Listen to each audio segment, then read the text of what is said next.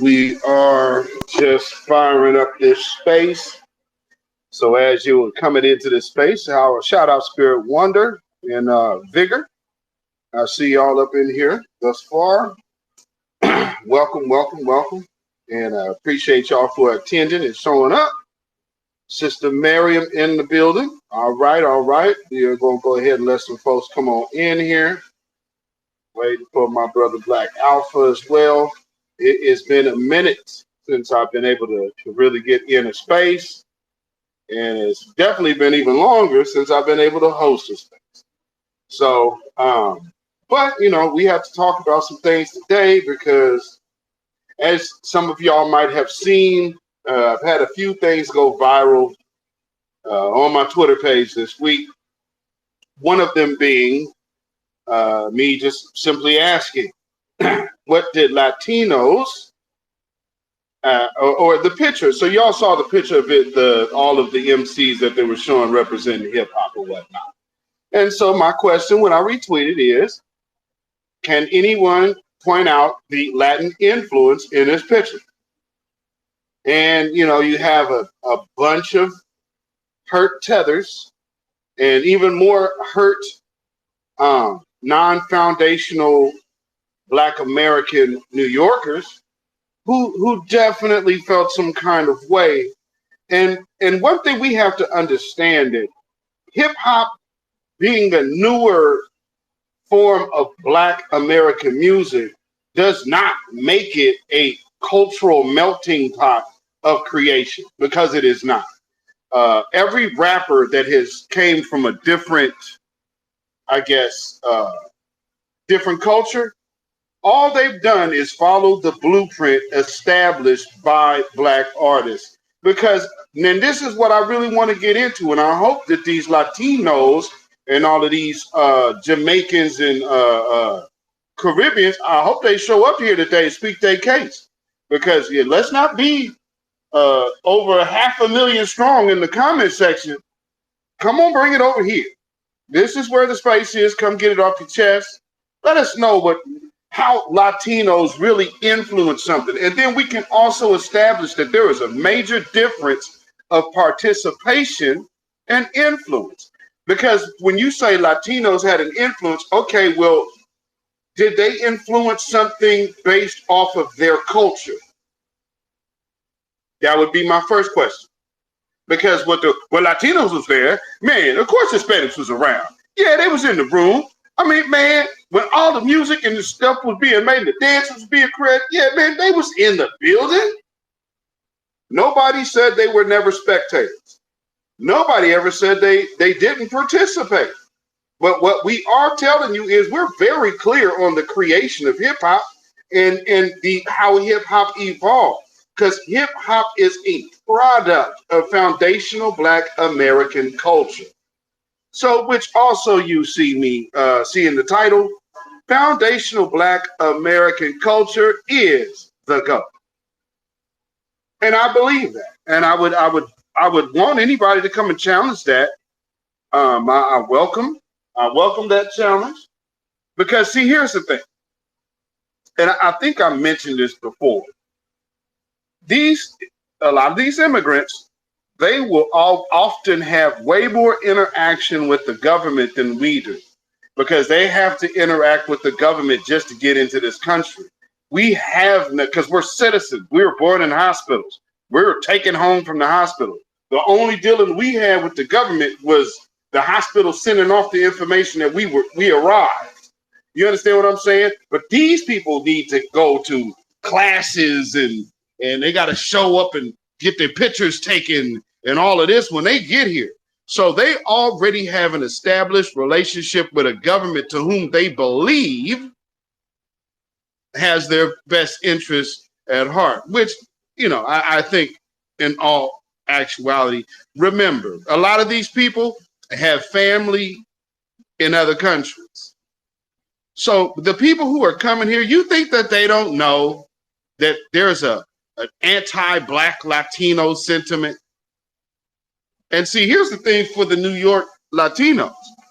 Y'all ain't saying nothing about all of the other anti-Blackness coming from Latinos.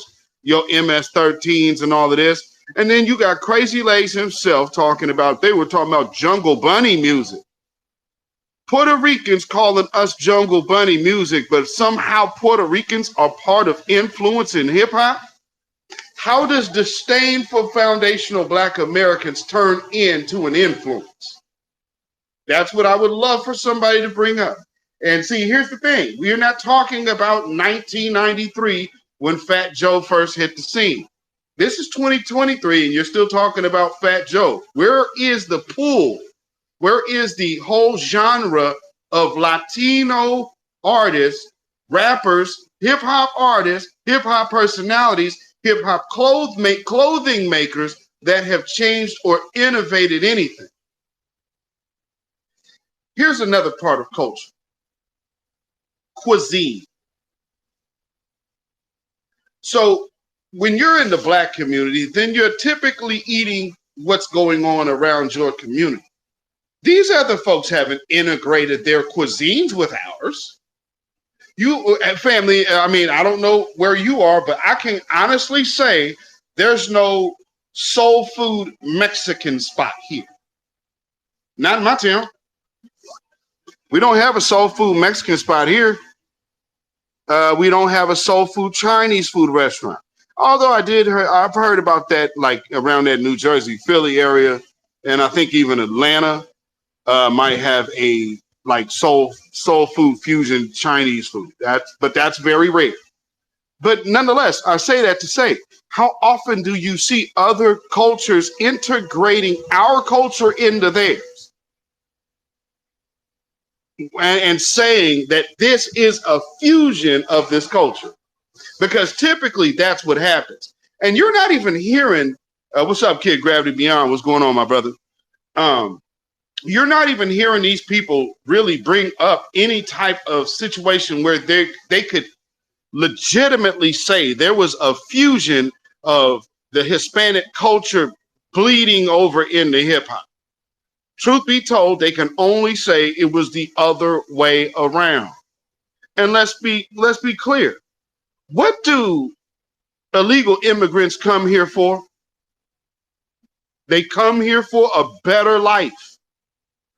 Is hip hop not a lucrative business? So let's not get caught up on the, well, you know, it's for no. It ain't for everybody because our culture is not for sale. We share our culture with the world. And yes, you should definitely get paid for your work. When you share your culture, you should get paid for your contribution. But guess what? You still belong to us. Michael Jackson belong to us. Prince belong to us. These are our icons. These are family. And something else, I just wanted to just go back down memory lane for my own edification and study purposes. And I went back, and y'all can find this on YouTube. Just look up James Brown live on Soul Train. There's a few different appearances. Typically, most artists on Soul Train would always lip sync. James Brown absolutely refused to use tracks. He went full band. And I'm talking about, that's where the funk comes from. And if you listen to James Brown was rapping. Last I checked, Gil Scott-Heron predates Kool Herc's Party, but I don't know. I mean, maybe I'm just missing the boat here. And everybody says, well, hip hop and rap and this and that. But all of y'all know the revolution will not be televised, but somehow this date of hip hop has moved.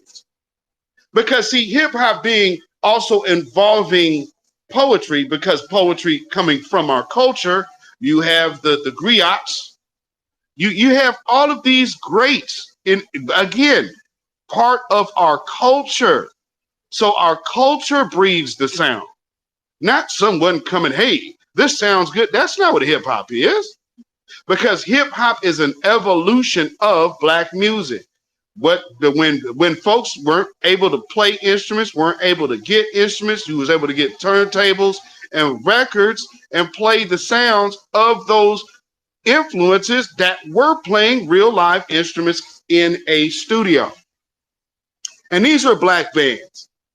You understand what I'm saying? So going all the way back to jazz, blues, fast forward to now, I will also go to say, here's the culture that went along with it. Think about it. The Harlem Renaissance, Reconstruction. Look at the Black Wall Street. All of these different elements of black culture being demonstrated with excellence at a high level with zero influence of any outsider. And then creating a market and a business platform out of nowhere. There is no Latino crew or group to have done that. If that was the case, then it would be a whole different art form. So what is the importance of not having your own art form and now trying to graft yourself into foundational Black American culture? What is the desperate need for that? And I think some of us could think about what the desperate need is. You know, we have powers that be that have big, big, big, big money, and they are trying to prevent us from delineating. Well, here's another issue when we delineate. It doesn't allow everybody else to do what they're doing now. So you're seeing a mad dash to make sure you hold on to the boat because foundational Black Americans are leaving the dock and the horn is blowing and you are watching these folks try to hold on to the ropes. They leave the dock. They trying to hang on to the anchor as we pulling the anchor up because they do not want to be left behind because now they have to culturally fend for themselves. And truth be told, what market is outside of a foundational Black American music market that is any type of violence? But where that? Where is that at? So when we're talking about these other people, there's livelihood at stake. There's careers, and I totally get it, but I will have to be absolutely honest. It's not coming from this pushback is really not coming from across the states. This pushback is way more concentrated, and it's heavy in New York. And I get it why it's happening in New York, because New York's a melting pot. So you do have a lot of cultures. However, foundational Black American culture has always been very, very much its own thing. I mean, all them old black and white pictures of Harlem, I don't remember seeing those Spanish-speaking people around it. And then we, those of my age range, what do we know? We know what's in Harlem. You got where the Black folks are, and then you have Spanish Harlem. Why is there Spanish Harlem if things are so-called integrated? That doesn't make any sense. And then, you know, if the Caribbean stepped into it, you know, let's keep it a buck. And now I guess I'm fortunate for the Tide that they're actually picking Busta Rhymes. So like that dude comes from straight up suburbia. There's them people around there. None of them people are broke. His family, his cousins, all of them got money. They all went to college and paid for it. Man, please. Like I said, how lucky am I to know that was a little closer. So yeah. So when he's coming out here, it was the West Indian culture, brother. Please, no, it wasn't. It was the West Indian culture upbringing. Now remember, he could have easily said it's Jamaican culture that was my upbringing. He went out of his way to keep pushing West Indian culture.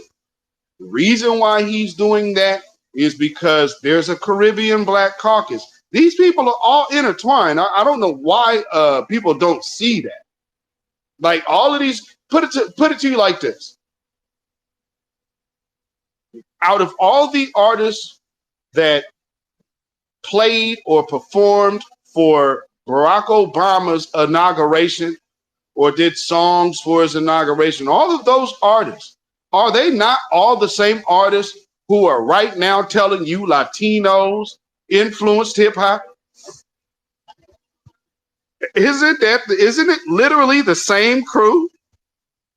So when you're seeing things like this, family, I want to have this discussion. Like I said, if there's any Latinos that influence hip hop, I'm gonna need something better than Fat Joe.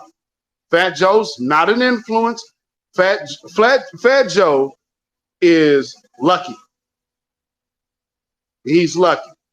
He was able to hang on. He was able to be associated with Nas's coming into the game. So just to keep it up, just to put it in perspective for you, like you probably would have known about Fat Joe before Nas. Nas is now looked at as a GOAT. What is Fat Joe looked at as? And now, add insult to injury. Matter of fact, I think the first time I seen Fat Joe, I seen Nas. Isn't that Back to the Grill song, Back to the Grill Again song with MC Search's song, Back to the Grill Again. I believe Fat Joe actually was out first. Yeah, so Fat Joe was out before Nas. That's a Fat Joe feature, and that song is introducing Nas. So just to put things in perspective about Fat Joe. Then later on, Fat Joe gets Big Pun. He signs Big Pun. Cool. And then they're like, oh, well, man, you know, Big Pun, man, he set his mark. That is very true. He did. Only problem with that, he used a sample and the artist of that sample, who is not Puerto Rican. His name is Joe. And so he got his career again off of foundational Black American soul R&B music. So that really, they integrated soul and R&B into hip hop. Where is the Latino influence with them dancing around with Boricua, whatever? That's about it. So and not to knock it, the song was hot, but let's just be real. It was just one of those songs. There's hot songs that come every season. How many songs do you remember though? Like, tell me is there any reggaeton songs that y'all could even think of? The only one I can even possibly bring up to mind, and it's because the title of the song literally means ass, and that's Culo. What is that? Pitbull's very first song. If y'all can remember when reggaeton first broke, why did every reggaeton artist use the exact same track? So Culo actually is the same track as Nina Sky. I mean, y'all talking about Latino influence. Nina Sky, come on, man. Luma D, these are real major big influences? No, there was no game changers there, man. No big game changers. And again, for those who participated, they did not bring their culture like that to hip hop. They stepped into Black culture to participate in hip hop. You know what I'm saying? So when we see these attacks, we have to be very vigilant and stay mindful that this isn't happening by accident. There is very much a reason that this is taking place. And when these type of things go on, we're going to have to call them out. So again, like I'll say, clothing. So what they said, the elements of hip hop, the music, the dress, the graffiti, breakdance.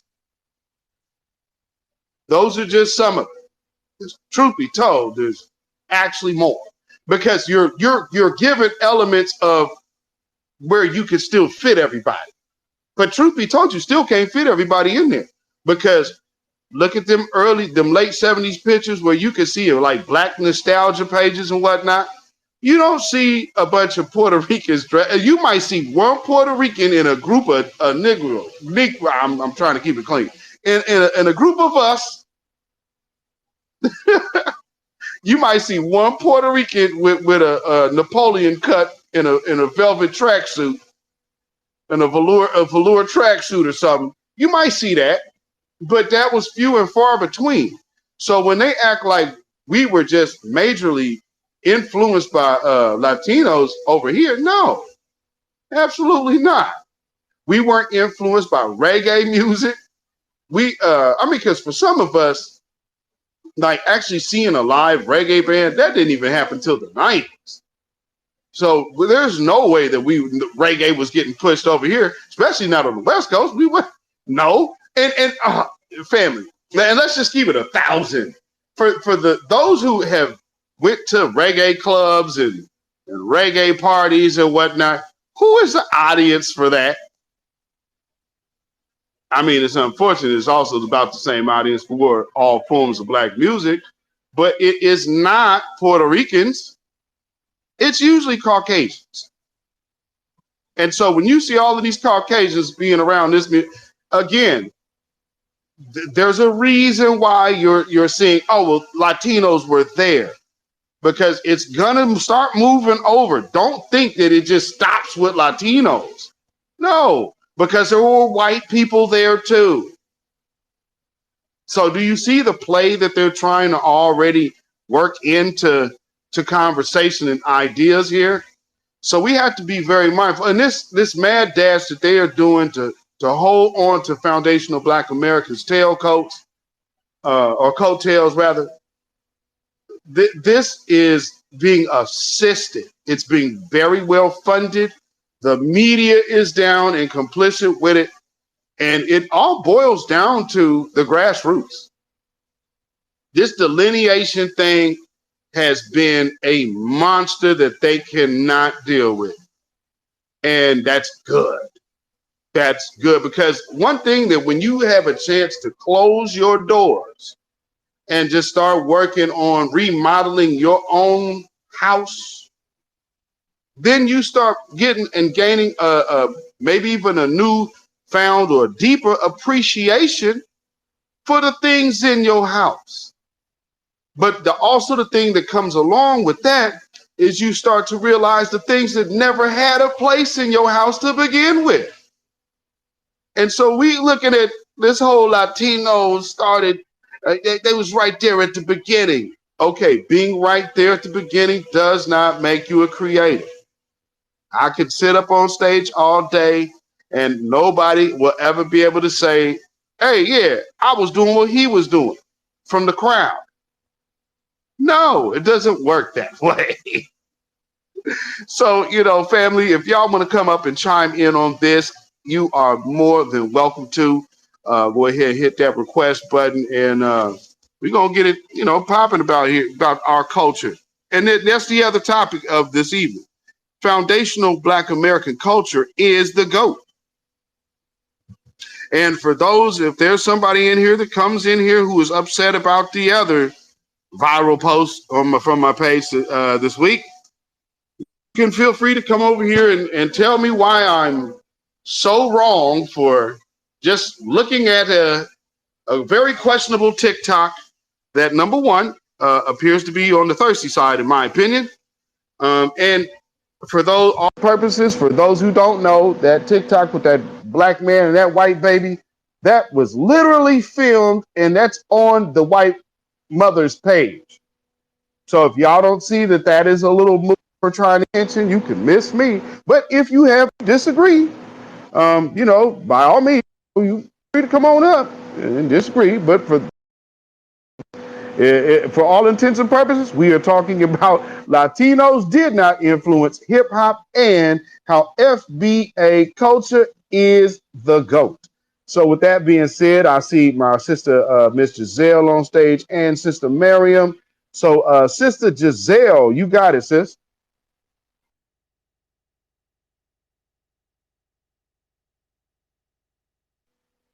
Miss Giselle, are you there, sister?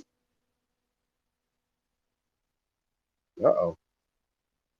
Okay, well, we'll come back to Miss Giselle. Sister Miriam, you there? There you go. I am. How are you, Brother B. Silla? And thank you for holding the space. You are very welcome. Well, thank you for asking. You got it, sister. Indeed. Shout out to our Codified 100, some of them in the space. Shout out to Sister Miss Giselle. Shout out to Brother Eastsiders. Shout out to everyone, our UFBA family. When we talk about did Latinos, the fact that they did not influence hip hop, and the fact that it is only FBA culture, and that we are the reigning goat. Why? Because we birthed it. We literally birthed it. We created it. It's all our elements. It's all our experience. It's all our struggles. It's all the depression and oppression of being in a systemic white society, systemic racism, and the fact that white supremacy always targeted and aimed everything at us. When I look at hip hop, I look at great sisters like the Sister Soldier, how Bill Clinton levied his whole getting into office against the sister. You know, he did not really go after gangster rap. He actually went after conscious rap, and then conscious rap began to disappear from the mainstream. So it was a strategic move um, against us. And then you have the denying neglect, like he was, there at a whole racist golf tournament and golf club, country club, and then he's gonna say he didn't know. I mean, the buffoonery, the same thing Hillary Clinton did when she told me, some, well, I have hot sauce in my bag, and did that thing with roly poly to jelly foley. I mean, no one has time for the bull crap. They always interloping in our culture, our history, and our very lives, every aspect of it, and then they turn around and misappropriate anything that we do, all our creative things, be it intellectual properties, be it all our art forms, music, acting, creating, being musicians, painters, dancers, you know, the whole gamut. And so when I think about a Latina in the early days, knowing that these people were not around, and if they were wallflowers or flies on the wall, and they were simply present but not into it, and you could count them on three fingers going back. It was never more than three. Four is pushing it.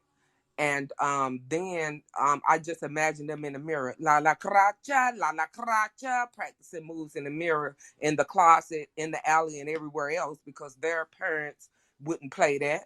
None of their family wouldn't. They have a whole anti-black culture. So it's just ridiculous. They could go la la cracha and go and stump some cockroaches. I yield my time. Yes, indeed. La cucaracha, la cacarocha. Thank you so much, Sister Mary. Yes, indeed. Let's see, Miss Giselle, are you there? What's up? What's going on? Yes, I'm Okay, so okay. sorry. No, my aunt had called, and then as soon as I came back in, Miss Miriam was lighting somebody up. She's like the comedian of Twitter Spaces. Yes, She be indeed. all serious, and you be like, "Yeah, yeah," and then she say some junk, and you just bust out laughing. But yeah, Yes, indeed. You got a sister. yeah, I wanted to come up because and keep attaching this whole um this whole attachment to our culture as part of the erasure process. We see this over and over again. We're watching it in our school systems where they just with the whole situation where the affirmative action was reversed. That was a bigger thing because they put before they did the affirmative action, they removed our presence in our HBCUs over top of the programs for law and medical. And then they inserted all of these other races of black. And now then they waited for a little while. They had everybody thinking black is black, everybody walking around, but now you're trying to figure out why we ain't got no doctors, but all of their people doctors. Now you have with this the affirmative action, them saying it's okay for them to block you out of Ivy League schools. But guess what? All that also comes with that's okay for that school that has Africans and Caribbeans erected as the leaders to block you out of those schools. So this is absolutely part of our erasure when we go and take that and apply that same model to our music. They started with the record labels, elevating all of these others over top of us in our music fields, inserting these artists. Because if you look at those videos of Busta Rhymes back in the day, he was not looking like he was trying to step to any of those Black American brothers talking about the Caribbeans. This is all of their shit. He was actually paying homage. You could see his whole face. He looked like the person that want to go and get picked for the basketball team on the courts doing street ball in those videos. And he just sitting there hoping that somebody will pay attention to him. That's who he always was. That's where artists like Fat Joe always were. That's why Big Pun gets so much respect. He 100% put out there the truth about who created what. And this is why it's important for us to always stand on our square when it comes to our culture and when it comes to our music, because it's people like are now, they signing up, they're rising to their position. They understand that there has been a Berlin conference level event going on with Black America. We didn't get the memo, but we see the residue of it. And they also understand that with this awakening, they can't stop us if we all awake. So they're trying to expedite things. So with us keeping our eyes on this, keeping conversations centered on this, not only having a conversation on these apps, but taking it to the streets, it it takes away their fire, and it is going to make them have to dig deeper when it comes to this fight. So I just say, let's keep these damn conversations going. I don't care if it sounds repetitive. Fill the spaces that's holding these conversations, not only for music, but for everything. Because this is what war looks like. Now we know how to play. Now we're playing chess. This is what war looks like. Now we know how to play. We knocking down kings and queens on the board. And this is how we have to keep going until we get what they owe us, and until we make sure, we got our people set on a position where they can't attack us. They can't burn us. They can't take us down.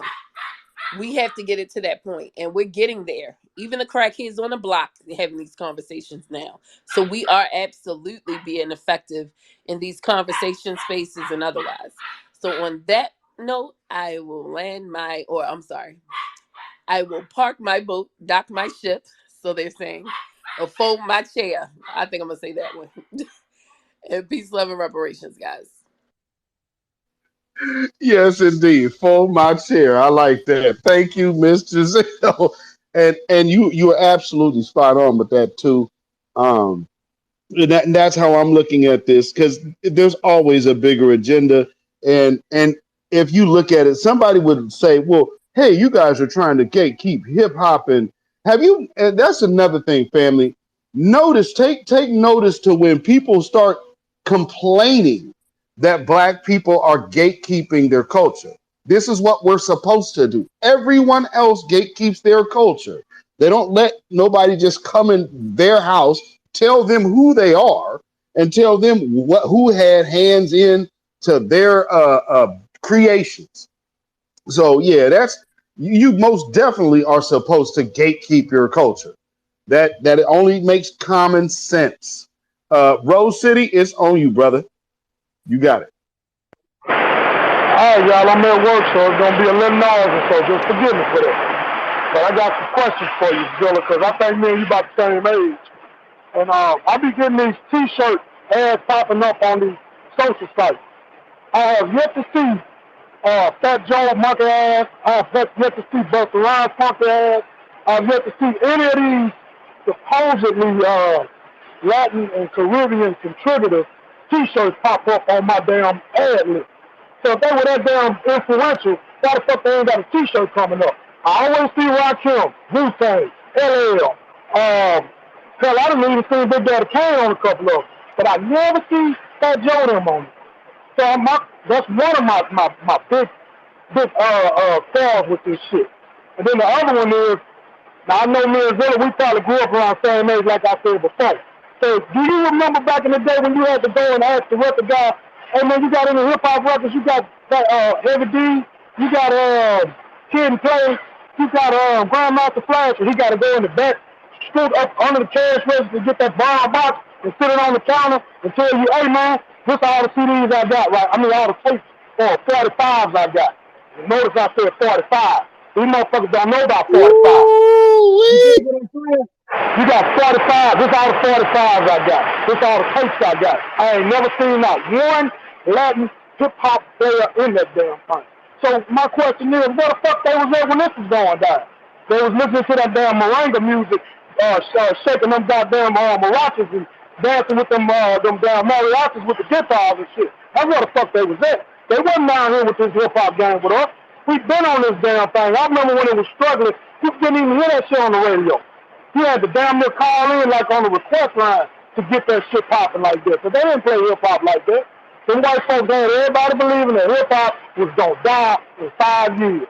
And less than that, really, because they kept talking shit about it. Then now all of a sudden it got that damn, it got it kicked in. Everybody started buying it. Everybody wanted to do it, especially they kids. And then you had Run DMC kicked off. Now I said it like that because basically that's how the commercial shit was. Run DMC jumped in, and guess what happened? That shit blew up. Especially when they did that track, was it with Aerosmith? When they did that King of Rock, and them some bitches yeah man, all that shit. No white folks were playing that shit. After Rick James crowned MTV, that's when Run DMC got on MTV with that damn song. See, people don't understand this shit. They talk this shit but don't know this shit, especially each other. And they want to talk about some reggaeton. I don't know. Be honest with you, I still ain't never heard that shit. Just like Afrobeat. I ain't never heard that shit either. Because it ain't part of my playlist. And it ain't something I want to listen to. But I guarantee you I'm still bumping that Rock Hill, that Pain Full album. I bet you I'm still bumping that. I'm bumping KRS-One. I can tell you that. I'm bumping Big Daddy Kane, Long Live the Kane album. I'm still bumping that. But I ain't bumping none of that Fat Joe shit. Last time out, and then you said that about Fat Joe and Paul. Okay, Paul got more props than Fat Joe did, and then Paul turned around and gave his credit where credit was due. Paul said they wouldn't be shit without them black folk giving me this. So Fat Joe needs to sit his monkey ass down, shut the fuck up, because didn't nobody even rock with him. Nobody rock with him. All the people that rock with him was them niggas up north. Niggas down south didn't rock with him, and I'm being real with this shit. So on the cool, let's get it straight, folks. Hip hop is ours. This is FBA culture. This is FBA shit. This been our shit. And we've been doing this shit since Ali was rapping back in the gap. Cal Calloway was rapping back in the gap. Hoochie Coochie. Listen to that song, Minute of Moochie. Listen to Minute of Moochie. He rapping like a motherfucker on Minute of Moochie. Y'all want to talk about, y'all got this hip hop game from us. No, nigga, y'all learn it. We already mastered this shit. We mastered this shit. We the masters of the damn everything y'all listen to, including reggae, including Afrobeat, including reggaeton. We the masters of that shit. Y'all just getting up. Y'all just learning. You know what I'm saying? And if we took it over, y'all still wouldn't be. Y'all still would be too far to us, baby. We the shit. All right, I'm gonna land my jet on this bitch. You dead? I'm out. Yes, sir. Yes, sir. And I have to absolutely agree with you, bro. Yeah, like you said back in the old school day of hip hop, having to go literally ask the dude behind the counter, like, y'all got this, y'all got that. And I mean, man, because there wasn't no black radio stations that didn't exist. So, you know, there was no such thing as no rap station that did not exist. Even up until, like, y'all remember that song by the Quad City DJs? That song got a lot of major rotation in power stations, but they would take the raps off the song. Also, what was my brother name? Corrupts. We Can Freak It. So this, I'm saying, as recent as We Could Freak It, they were taking his raps off of the song and playing the beat. Like, and this is regular rotation in power radio. So this is how strong our influence is. Where there was no breaking record. I mean, let's keep it a buck. And if anybody wants to be honest, doesn't Fat Joe kind of owe his little fame to Scott Storch? But I mean, hey man, not, if you don't want to get a white boy that was over there, the understudy of Dr. Dre, no credit, understudy of Dr. Dre, understudy of Dr. Dre. So again, he didn't. Matter of fact, where is that man? There's some Mexican producers that produced with Tupac. Tupac's. Those of us who know hip hop and know rap, up until Tupac's records with Death Row, all of his beats was trash. His beats were no one else would ever rap over a Tupac beat. So, I mean, if you thought you were winning on that, we wasn't bumping that. And then somebody was like, oh, well, look, they did some of these songs on All Eyes on Me. Every song that you mentioned is a sample of Black American funk music. So, no, you don't escape us no way. It's our influence from the rooter to the tutor. Y'all are guests and participants, and that's fine. But just understand the big difference between being the host and being the guest. With that being said, Nunya, you've been doing a whole lot of thumbs down in here. I guess you have mismanaged your emoji button, but go ahead and let us know what you think.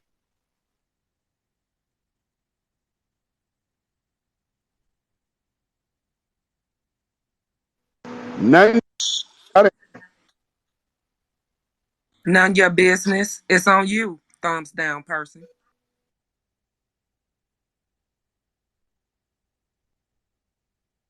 So I guess they sitting in here so that they can observe and then thumbs down and be a op so that they could take the info elsewhere and try to see if they can piece together some bull crap, some tacos and some refried beans bullshit to try to get ahead of the curve, but you can't because we've been doing this before shit was put on wax, way before 1920.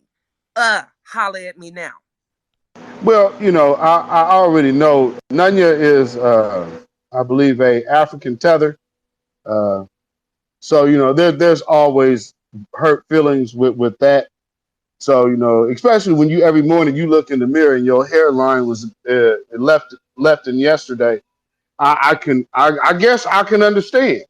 But nonetheless, I mean, because shoot, even look at the emoji. The emoji's hairline is even suspect. So we just have to bear with our diasporic brethren because they're lost, they're colonized, and anything the white man tells them to do, they'll do. Because if see how they look at us, family, they look at all of this conversation as there would be no miracles, no medicine, and no mayonnaise. There'd be no medicine and no mayonnaise. So what we're doing is interrupting the whole reason why they would even want to come to this country. They trying to get up under the great system of white supremacy because they look at these people as gods, except for when they just saw people get ran down and the riverboat, the Montgomery riverboat rundown, where straightening was commenced. And see, now all of these tethers have left is understanding like, oh shit, you know what? That can easily be me. And ain't nerve police coming to my rescue. So I mean, I don't know. Maybe it is none of your business. Because if I was a tether, I don't know if right now is the right time to even be waving my hand saying, I want to get in this mix. You better take your hand down and take yourself about this conversation unless you really want this work. So I'm gonna give you some opportunity to come off your mic. None of your business. You got your hand up for whatever reason I don't know, but we finna make you a quick piece of work. You won't be coming back on this stage. I won't kick you out this room. But go ahead and tell your other tethers that actually nuts. Come and get them some. If they want, go ahead, tell them to come. We don't know what we talking about. Oh, you hating Akatas. Oh, you Jareers. Oh, I just can't stand you Jareers. Oh, why do you hate us immigrants so much? I just don't know. Why do you hate us so much? Yeah, I know. The reason why we can't join with you is because the cowardice that you are demonstrating right now. To come over here, all you can really do is be a troll. but there's really not anything intelligent you can offer to this conversation. So there is no position for you to launch your bullshit. But I mean, you could at least come off the mic and give us a scream and say, we're all ears and the katas. But, then the roasting will further commence. But I mean, hey, it's on you. But going once, Nunya, because foundational Black American is no tethers business. Going twice, Nunya, because Nunya also has to do with that hairline, and I guess you wasn't even content with the way you look because of this emoji. Its skin color is so far off. But like this, Somalians really don't even like to even uh, look at this as anything less than Caucasian. Going three, none your business. Go run back into the dusty lands of Djibouti and let Queen Djibouti know that we still hold court over here, and this is how it goes down. I guess you must have forgotten. Maybe you must have missed me. Yeah, that's how it goes down today every year. So make sure you go tell all of those Somalian that, oh yeah, Beazle ain't went nowhere. Still right here. And yeah, still will get that work if you try this foundational Black in here. So with that being said, you go back down and chill in the audience where you belong. Now, oh my Lord, I don't even know how you do it to yourselves, but whatever, man. If you want it, you can come get it. So I got my sister Miriam as co-host. Let's go to my brother, Eastsiders, and then I'm going to go back to Miriam real quick, and then we're going to go to John Horse. Go ahead, Eastsiders, you got it. Oh, I appreciate. Oh, my bad. Go ahead, brother, you got it. It's cool. I appreciate it. My apologies. I wasn't trying to skip nobody. But what we dealing with is people with a reprobated mind. You know what I'm saying? These are the type of people you can tell something constantly. They just don't seem to understand. It's not sinking in. I mean, we done told these people time and time again that we wasn't really after y'all. We up here trying to fight white supremacy. No, we're up here fighting white supremacy, not trying. We're doing it. And what happens is they'll tell us, oh, when you shut up, all you have to do is work hard and all this other shit stuff. And I'm like, man, come on now. We tried to warn them. Now that we did, we definitely gave them a fair warning. Now when they get their asses kicked, now they want to try to come back here and cozy up under us. And now we decided, you know what? We not having this. Plus, y'all went way out of y'all way to undermine our progress anyway. Y'all sided with the enemy. So y'all on your own, just like we are. So y'all gonna have to eat that just same way, And on top of that, y'all telling us how we got smoke for y'all and not the white society, the white supremacists, but we the ones that brought the smoke to them. Y'all have more smoke. See, that's projection. Y'all got more smoke for us than y'all do for them. They the ones killing y'all and calling y'all all kind of names and, decimating your countries. But then you come over here fleeing from your countries under us. How you gonna flee to your oppressors? We try to liberate it. We're liberating ourselves from our oppressors, and y'all fleeing to them. Now you tell me where that makes sense. And then got the nerve to sit up here and denigrate us. Y'all sit your asses down, and it's time for y'all to start having some of these seats too. And I'll land there. I definitely wholeheartedly agree, my brother Eastsiders. Man, it is good to hear your voice again too, my brother. And Ro and Sister Miriam and Giselle, because it's been a minute since I've been able to get up in one of these spaces. I'll be missing everything. But so I'll be working my whole day to make sure that this can happen.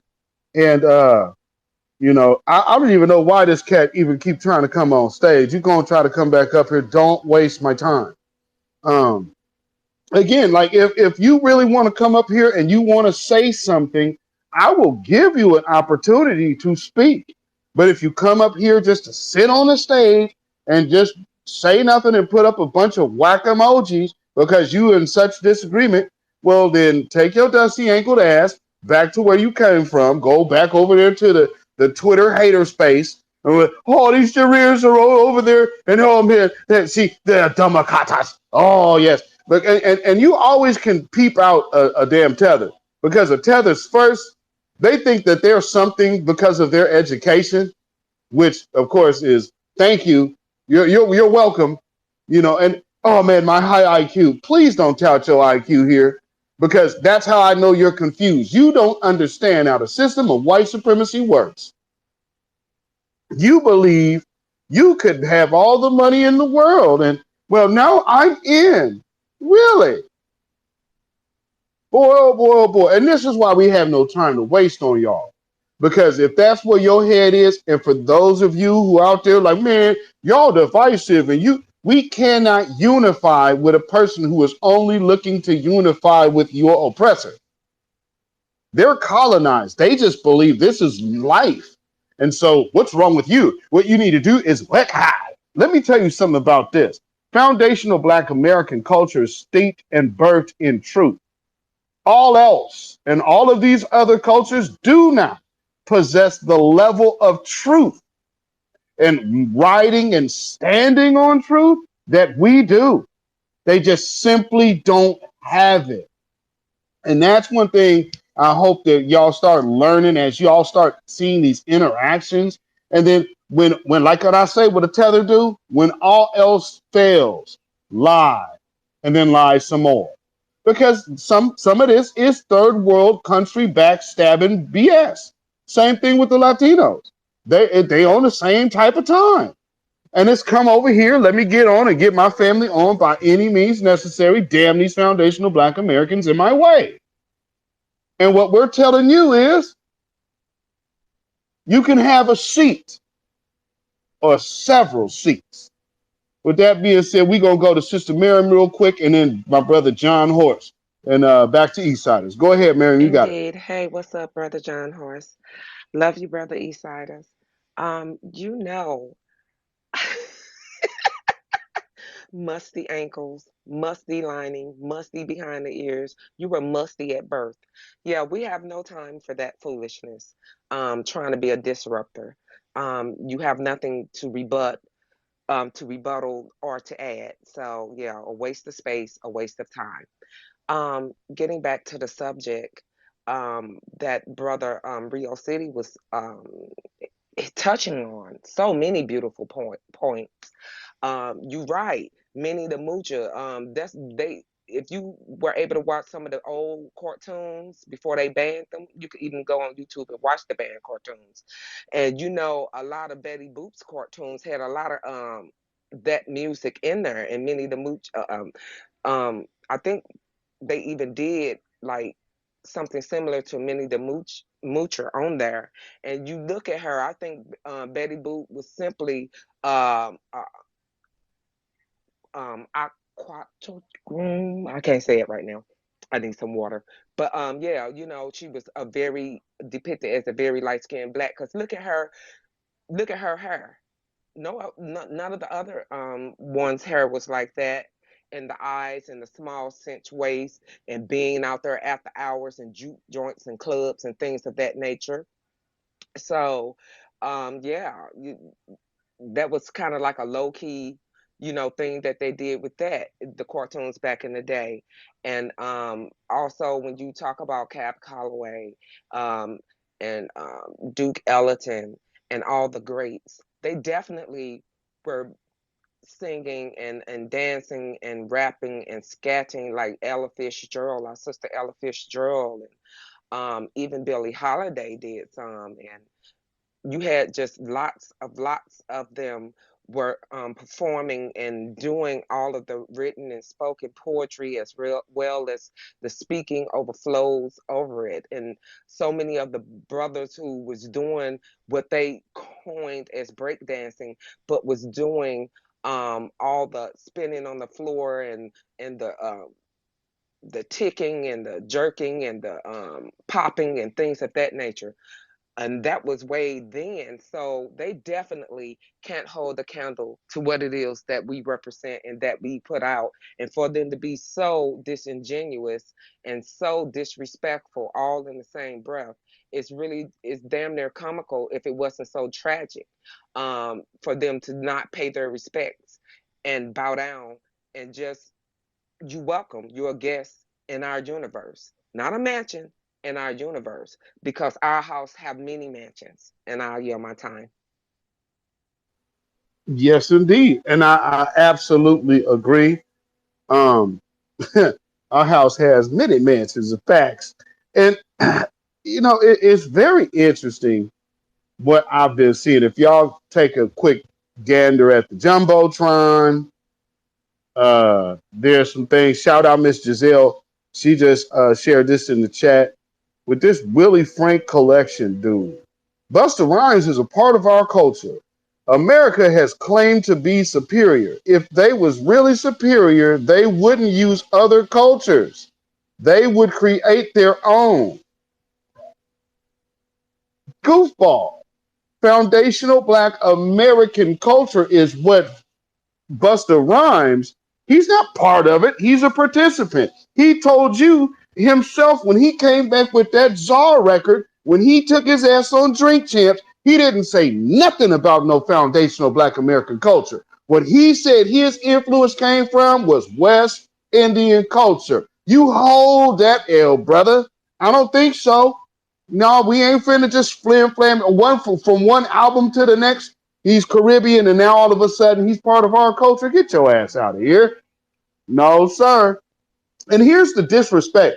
That in itself shows you a high level of disrespect of us, our ancestors, and our culture, because people think that you could be us today. Like essentially like the Catch Me Outside or the Yo Yo Yo's. I'll play black today, and then, hey man, I don't want to be a gang member no more, man. I'm white like you, man. See, we're the same, dude. Like, I don't want to be a gang member no more, man. I was just like trying to be something I wasn't, man. And see, then that's when the reality and the truth comes out. Well, I'm a white boy just like you. I mean, I don't want to gangbang no more, man. Right. Because that really wasn't you. Just like all of these other imposters. So if white boys with the little wiggers, when they have their day of reckoning, what is so different from a Buster Rhymes or a Fat Joe from these little first 48 wiggers that you might run into? Y'all feel what I'm saying? But with that being said, let's go to, I believe it's my brother John Horst, the Eastsiders. It's on you, brother John Horst. Yo, what's good, everybody? Uh, yeah, man, I can't wait until Tariq get this documentary up and going. I know for a fact that what I'm saying, he gonna hit his, he's gonna hit the goal like when the crowdfunding start. He gonna hit the goal like extremely quick because people really think that these other groups like the Caribbeans and Latinos and shit like really got like influence in hip hop like that, bro. Like the thing is, what people fail to understand is, especially with the whole quote unquote Latino influence shit, a major part of hip hop is consciousness against white supremacy. Like, you know what I'm saying? Like hip hop was born out of fighting white supremacy, like literally. And when you analyze Latino culture is seeped in fucking white supremacy. That shit is like it's understand the people who created whites the aspects of white supremacy are Spanish. The Spanish are the ones who birthed it. They gave birth to it and fucking spread it. And next was the Portuguese and everybody else. So understanding that, we're hip hop is anti-white supremacy completely. Full stop. You know what I'm saying? So them having some type of influence in it, you know what I'm saying, is really, really, that's no, that's just not it. You know what I'm saying? Because even hell, I mean, if you look down in Latin America, even when it comes down to the reggaeton actually comes from the black Latinos down there. All of that comes from the black ones. And then they, try to claim it as something of their own. And the black ones will literally tell you, it's like, no, no, no, that's it comes from us. So understanding that even down there, the music down there, the reggaeton and all of that with the drums and shit like that, that's all African. That's all black. You know what I'm saying? Down there. Um, Also too, man, people gotta understand that this hip hop shit, bro, like, I mean, it was birthed out of funk. You go listen to James Brown. I know I was listening to shit, there was somebody I was listening to the other day, and I was just listening to a song. I was like, bro, he rapping. He's like legitimately rapping, bro. And this shit was like back in like the 60s and the 50s. Brother, Bro was just brother literally John Horst, rapping. may I interject for a second? And yeah, it have African influence, and it is the black Afro Cubans and others down there, but it also every aspect. of their music was influenced by FBA. Period. Yeah, yeah. So it's one of those things where people just have to understand, like, all the way we walk, the way we talk, that shit is born out of resistance, bruh. You know what I'm saying? The music that we created, all genres of music here in the United States are ours, not just hip hop. Hip hop, in order for them to have created hip hop, they would have had to create every other genre. So that alone just goes ahead and just kills anything that they, what I'm saying? Like, I mean, you literally got to go back to the plantations. If you go back, hip hop was born out of the plantations. You know what I'm saying? Like that, it was born out of the church, born out of us, you know what I'm saying, singing songs about, you know what I'm saying, us trying to escape the plantations. You know what I'm saying? We would communicate with each other that way through songs. You know what I'm saying? Like we would actually, they took the drums from us, you know what I'm saying, on the plantations when we were trying to alert people, and we had to utilize our bodies. We had to hit on our bodies to alert our folks on other plantations when we was coming. We would do that shit in unison.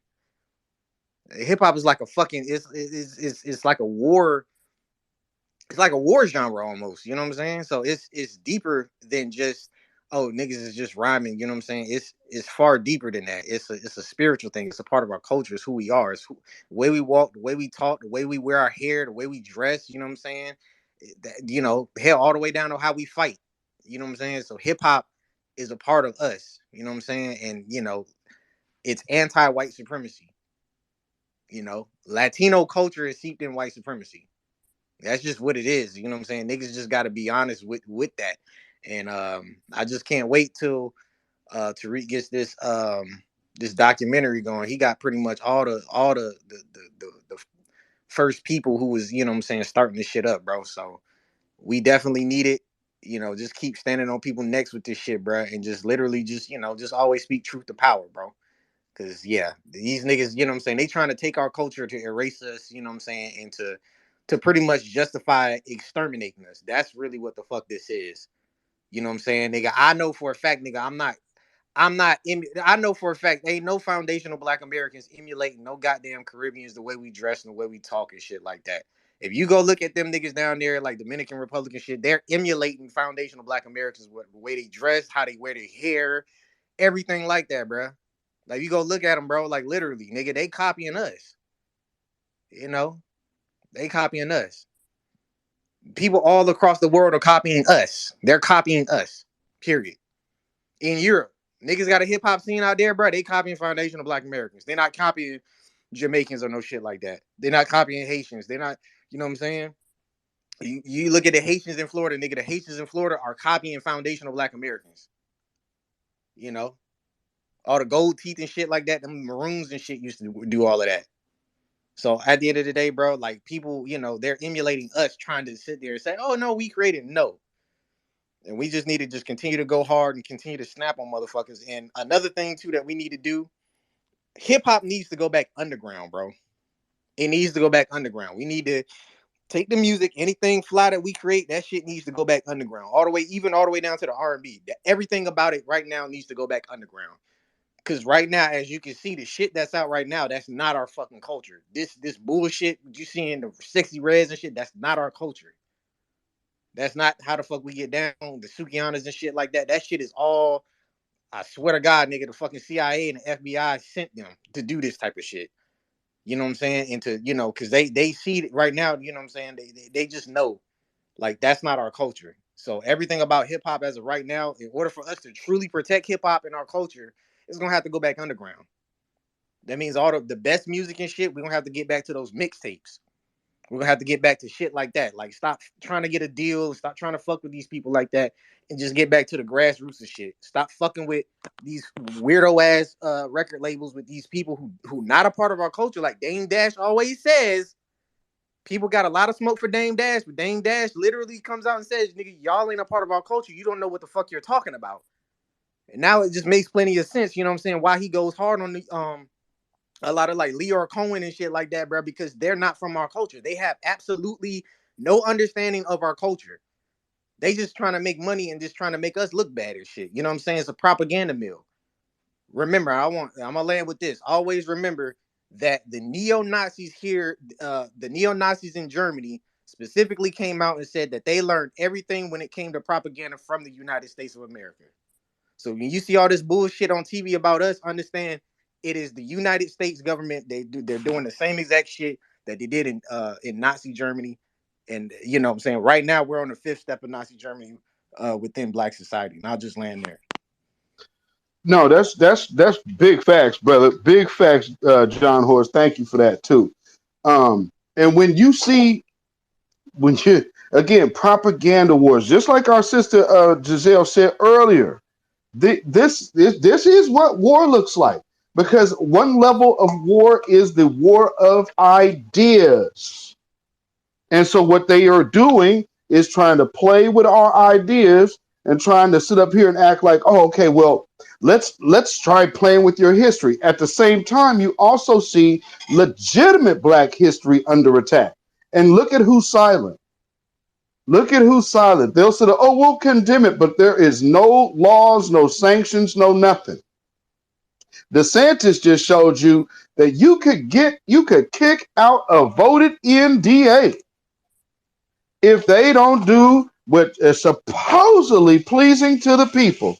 So what's up with these other Democratic folks that we could say, like in Alabama? What's up with y'all not looking to move folks out the way that aren't looking to put hate crime charges on somebody? Also look at the media.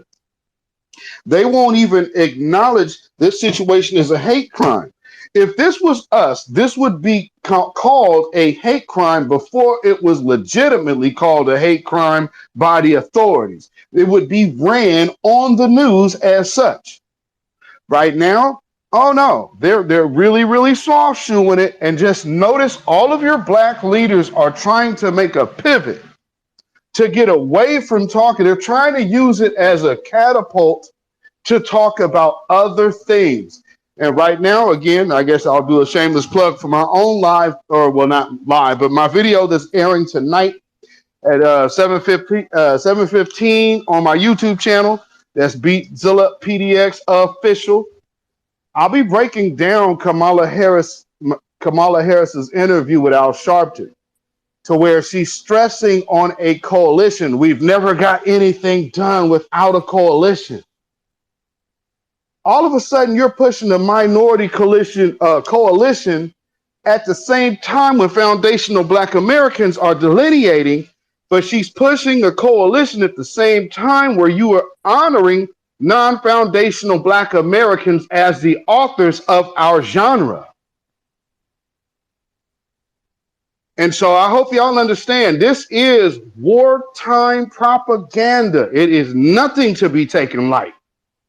Everything is to be taken very seriously. Somebody, man, is this really what we need to worry about? There is no aspect of warfare to go ignored. None. You're in a full-blown race war. Only thing is the sleep are waiting for the white folks to run down on them with guns and be like, oh, well, now I guess it's on. No. Look at how they are working and shaping and trying to shape public perception of our own history. Don't fool yourself, folks. These folks play the long game. So understand, it's very much about race war tactics and strategy. That's why we have to make sure the Latinos get on notice. You will not be rewarded, especially from our community, for trying to go against the grain of our own culture, which is a disrespect to the blood, bones, sweat, and tears of our ancestors whose bodies are buried, some in unmarked graves that you can't even find today until they want to put a building there. So don't let these folks tell you that, oh man, why is it got to be? It ain't about race. It's about culture. And you people are not of our culture at all. You don't have no revolutionary spirit. Some of you are dead inside to begin with. And so there's nothing that you could bring to our community other than being a participant or spending money for business. With that being said, let's go to brother Eastsiders. Unless, Miriam, did you want to chime in real quick, or we'll go to Eastsiders and then Mr. Zell? Sure, I'll say something right quick. You're cooking, Brother B. Silla, indeed. And exactly what our beautiful sister, Miss Giselle, pointed out. It is definitely propaganda and erasure agendas. We are in war. Um, and we cannot be asleep at the wheel. So, for those of us who are conscious and who are aware of the fact, we have to keep pushing. We can sound the alarm, we will sound the bullhorn, the trumpet, all those things. But if a brother or sister, no matter what stage they are in their age, in their work, in their political status, in their mindset, or what position they hold in your family or friendship. If their ass is not willing to be awake at this day and age of all the murdering, literally, for the last 10 years that has been egregiously happening to our people, although it's been happening since since slavery, since before slavery, and past slavery, Reconstruction, Jim Crow, redlining, grandfather clause, the black codes, all of it, the civil rights movement, all of it. To when Jesse the Jack Butt sit up there and was on a side with Bill Clinton while he sit up there and whipped for our sister, our FBA sister soldiers' throats. He was sitting there, hand on his damn cheek, head locked to the side, and did not one time protest against anything that that man was levying against him.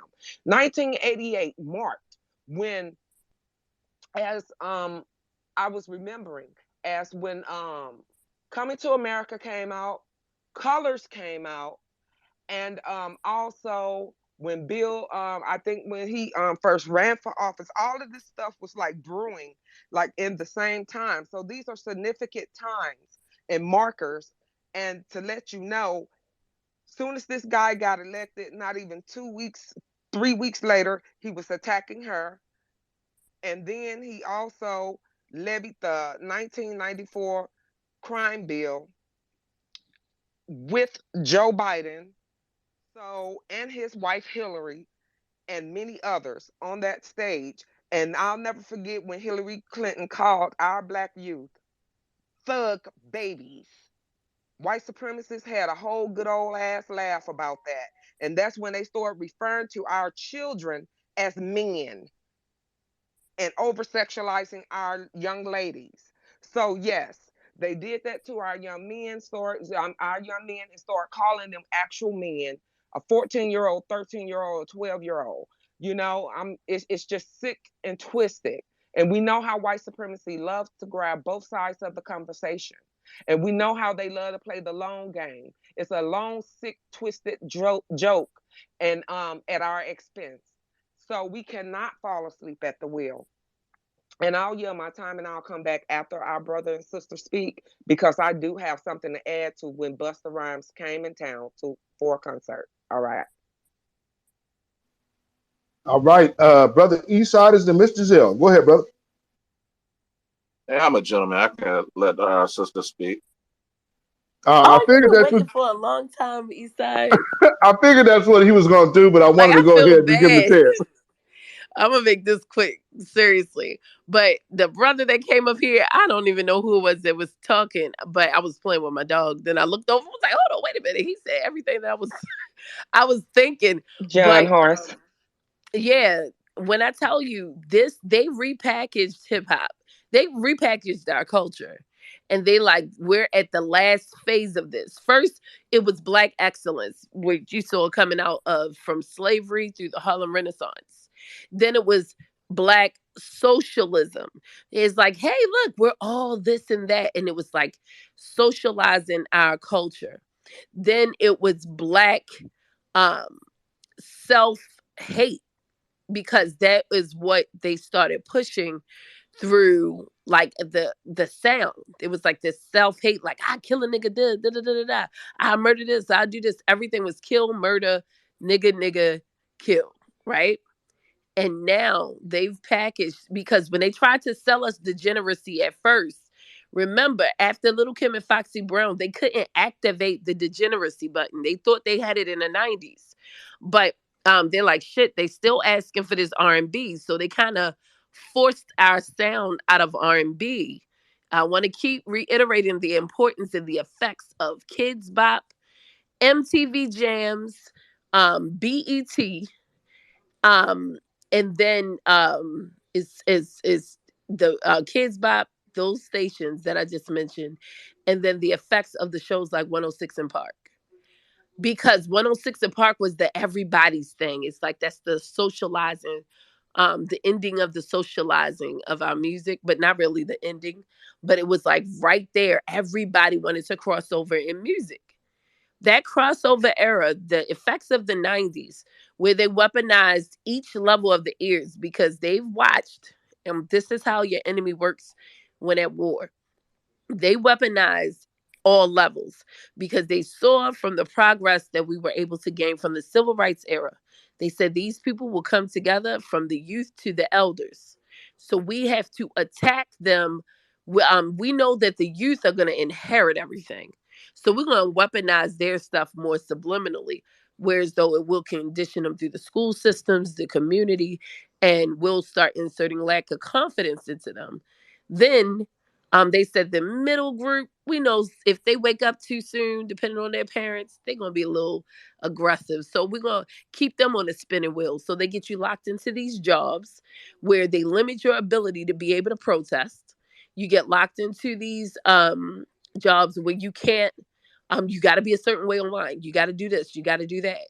And then you gotta sign off on this, or your livelihood is not gonna be good, or they lock you into the system where it's like the nigga factory and you're manufactured as the weapons, the face of us, and the weapons to against us. So that's where you get the degenerate level of our people. But this whole transition, it took place when our eyes was off of the Um, music. Oh, go ahead. um, Sister, oh my God, you are cooking, and I have to interject just on 2 points. When you were saying that they, all the different levels of how they went from Black excellence and all the others, and then you forget in between there, I would like to add that we had a self love and appreciation, because during the 60s and 70s we actually have a self love and appreciations, and Yep, that then was the Black excellence. The Black excellence ended no, the after, like, right at Renaissance the and all 70s. that Yep. was Black excellence and stuff like that to me. So, but then also when you said that they put you in the nigga factory, like what I had posted, um, they definitely, that is a whole cross connection to they clone Tyrone. There it is. Yeah, and you're absolutely right. But now this is the generacy level, and they had to get us to this point. So the only way they can do it, if they neutralize the vibrations, they're like, look, we can't have no high vibrational music coming from these people. In the midst of all of this, we're gonna get them out of the music. They can't even play music. We just gonna take it away from them starting in school, and then in their communities make trades harder to access. We're gonna limit, so they take away these things so it'll look like this is what we did to ourselves. Because the biggest thing about this enemy they've figured out how to do is to develop a way to hide yourself. So this after we got to this point, they took 20 years. When we take it back to the music, they took 20 years. And within that 20 years, you had two generations, right? First each decade, right? It's like a generation and group of family people. So that first group and the last group from 2000 to 2023, everybody listens to the same sound unless you dipping into the old school beats. It's no division. One thing that y'all have to remember, when we was growing up, you knew grandma's music, you knew great grandmama's music, we knew mom's music, and then we knew our music, because each sound represents a level of evolution within our people, and it also talks about the experiences within that evolution that forced us to evolve in that way, because our music was always rebellious. So I'm breaking down this way because the more I keep beating the drum and the more people keep seeing it. Now we know you got this is your weapons. When we're out here talking about what's our shit, we understand what this means. So when we telling our kids, hey, look, now you don't want to do that. Here, listen to this. Or if your kids is into a certain type of music, give them the beats and tell them to play it or make their own music. They get more out of it. They actually like it better. Please believe me. I used it, did it myself, and it did a lot. But this is what this, like I was saying before, it is war. And they knew they had to get us to this degeneracy level in order to get us completely erased. This is the liquidation portion. If you ever want to understand or need a visual of what I'm saying, this is how they liquidating their assets. America is. We're the asset. They're liquidating. They're like, hey, you can buy these assets at this amount. You could buy this. You could take this resource for that amount. They're doing it with our music. They're doing it with our creations. They're refacing our who created what. And they're doing this because, and we also learned that the Africans and everyone who are being pushed into the South and the Northeast, they are coming into these areas because they have to have the faces that look like us so that we won't see the erasure. If they wiped us, if they actually show the true reflection of what our neighborhoods look like, we would be alarmed and it'll make us stop it. So we got to also shine light on that. They use the same weapon. It's nothing different, guys. We got to keep an eye on that. And I pulled that from music, culture, and shit, community, and otherwise. Every damn thing is all the same fucking weapon. We just got to figure out how they position their weapon to use it to, destroy our community even more. And I'll end with that. I'm sorry, I pulled my chair. No, and you know what? And this is another thing that I've been, and thank you so much for that. And I have to totally agree with what everybody has been speaking on, because one of the things we always have to catch is when we are being attacked. And I think some of us have often tried to act, because some people like some artists, and they're fans of art. The powers that be totally understand the power of fandom. That don't. I mean, this is their industry. So the whole reason that there are fans, they control it. So they know how to use that to their agenda's advantage, and have done nothing less but that. And I totally get it. Like, I was into some or reading like the whole when the Eminem discussion happened. Everybody was up in arms trying to defend Eminem for whatever reason. That was extremely strange. But the whole thing that Eminem being the top five and whatnot, and then he actually has the nerve to say that, oh, well, the reason I'm not one of the five and considered top five is because of racism. If you don't stop it. And I think that right there, that for me was one of them things that'd be like, okay, well, I nobody really bumps Eminem music around where I'm from. Like, we stopped listening to that dude as Slim Shady. Let's just keep it 1,000. I mean, for me anyway. Like, I'm like, okay, and to keep it a buck, when they were starting to run Slim Shady out here on the radio, I actually heard Cool Nuts playing it. So I mean, that's a local rapper who had a middle of the night rap radio show, and he's the one who broke Eminem's record here. And it's, of course, we listen to it like, oh, well, this is clearly a white dude. This dude clearly white. It's not hard to tell. But it's like, okay, cool. But he got Dr. Dre on the beat. All right. And so that's how it was presented, and he had to use Dr. Dre. So again, what always happens? How did he get credibility? He got credibility by way of Dr. Dre. There will always be a foundational Black American that gives you credit. That's why they are trying to use Busta Rhymes so hard. And then you go with Cool Herc. So if you've noticed, you got Busta Rhymes getting an award, and you got Cool Herc being celebrated at 50 years of hip hop. What did they just simultaneously do? They're trying to tie our origin of our creation, which stems from the black experience here, revolutionary music. It's birthed in black revolutionary living, lifestyle, children, offspring, past, present, future.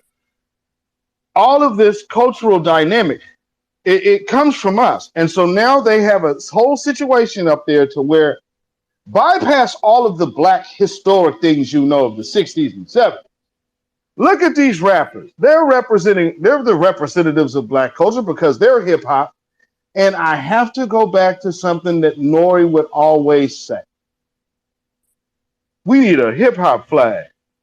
What you need a hip hop flag for? Nigga, you a guest.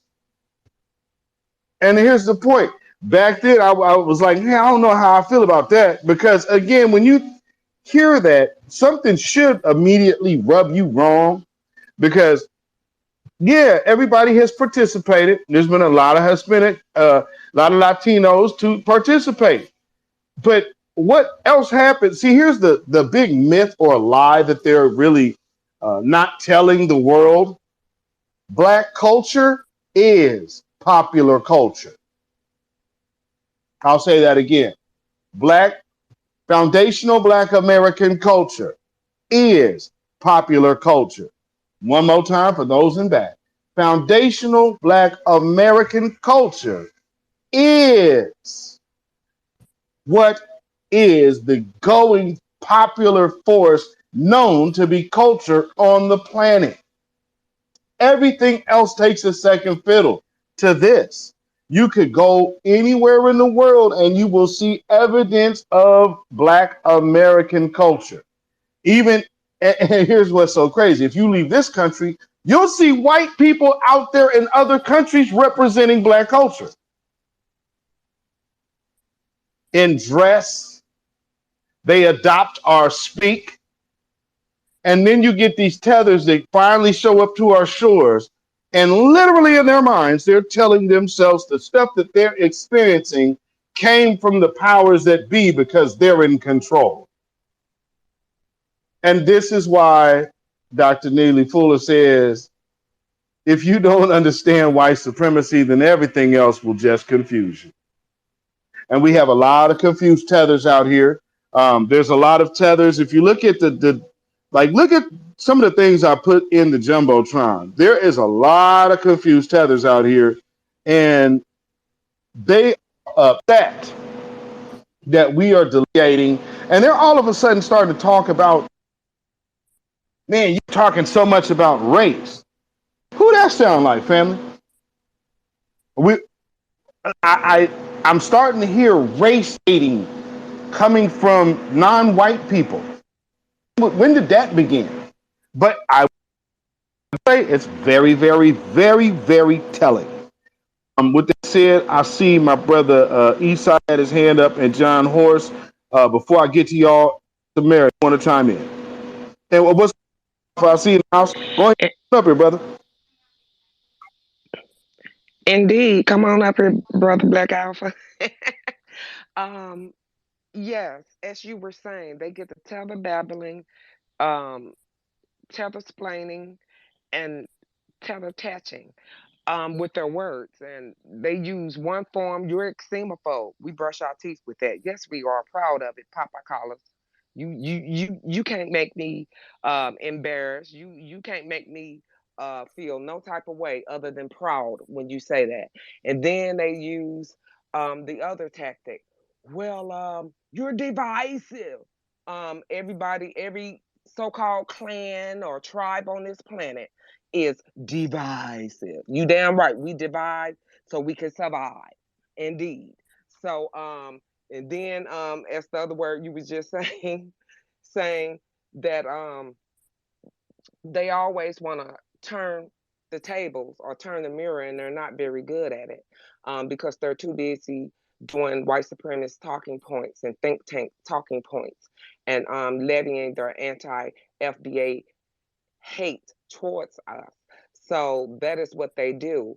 And talking about some You're anti-kosher or you're anti-people. Whatever you put an anti to, hurrah with that. We're on that. You don't hurt our feelings. I'll yell or fold my chair. Thank you so much, my sister. Before we get to the next hands, Spirit Wonder, I knew you had your hand up before and then you took it down. Did you want to say something? Because y'all know you haven't got a chance to speak. Yeah. Hi, how you doing? Good, good. Go ahead, brother. You got it. Yeah, well, I was going to get into the Eminem part. I remember back in the days, he came out with the one of his first music videos. I just don't give an F, and it appeared that he was like in his trailer park comfort in that video. If you see it, and if you take a look at that, and and see his eventual rise. Him dealing with Dr. Dre. It seems like he did take more of the black characteristics, like wearing the denim baggy clothes, denim outfits and stuff like that from the early 2000s, and eventually wearing the do rag and the headband on that one music video.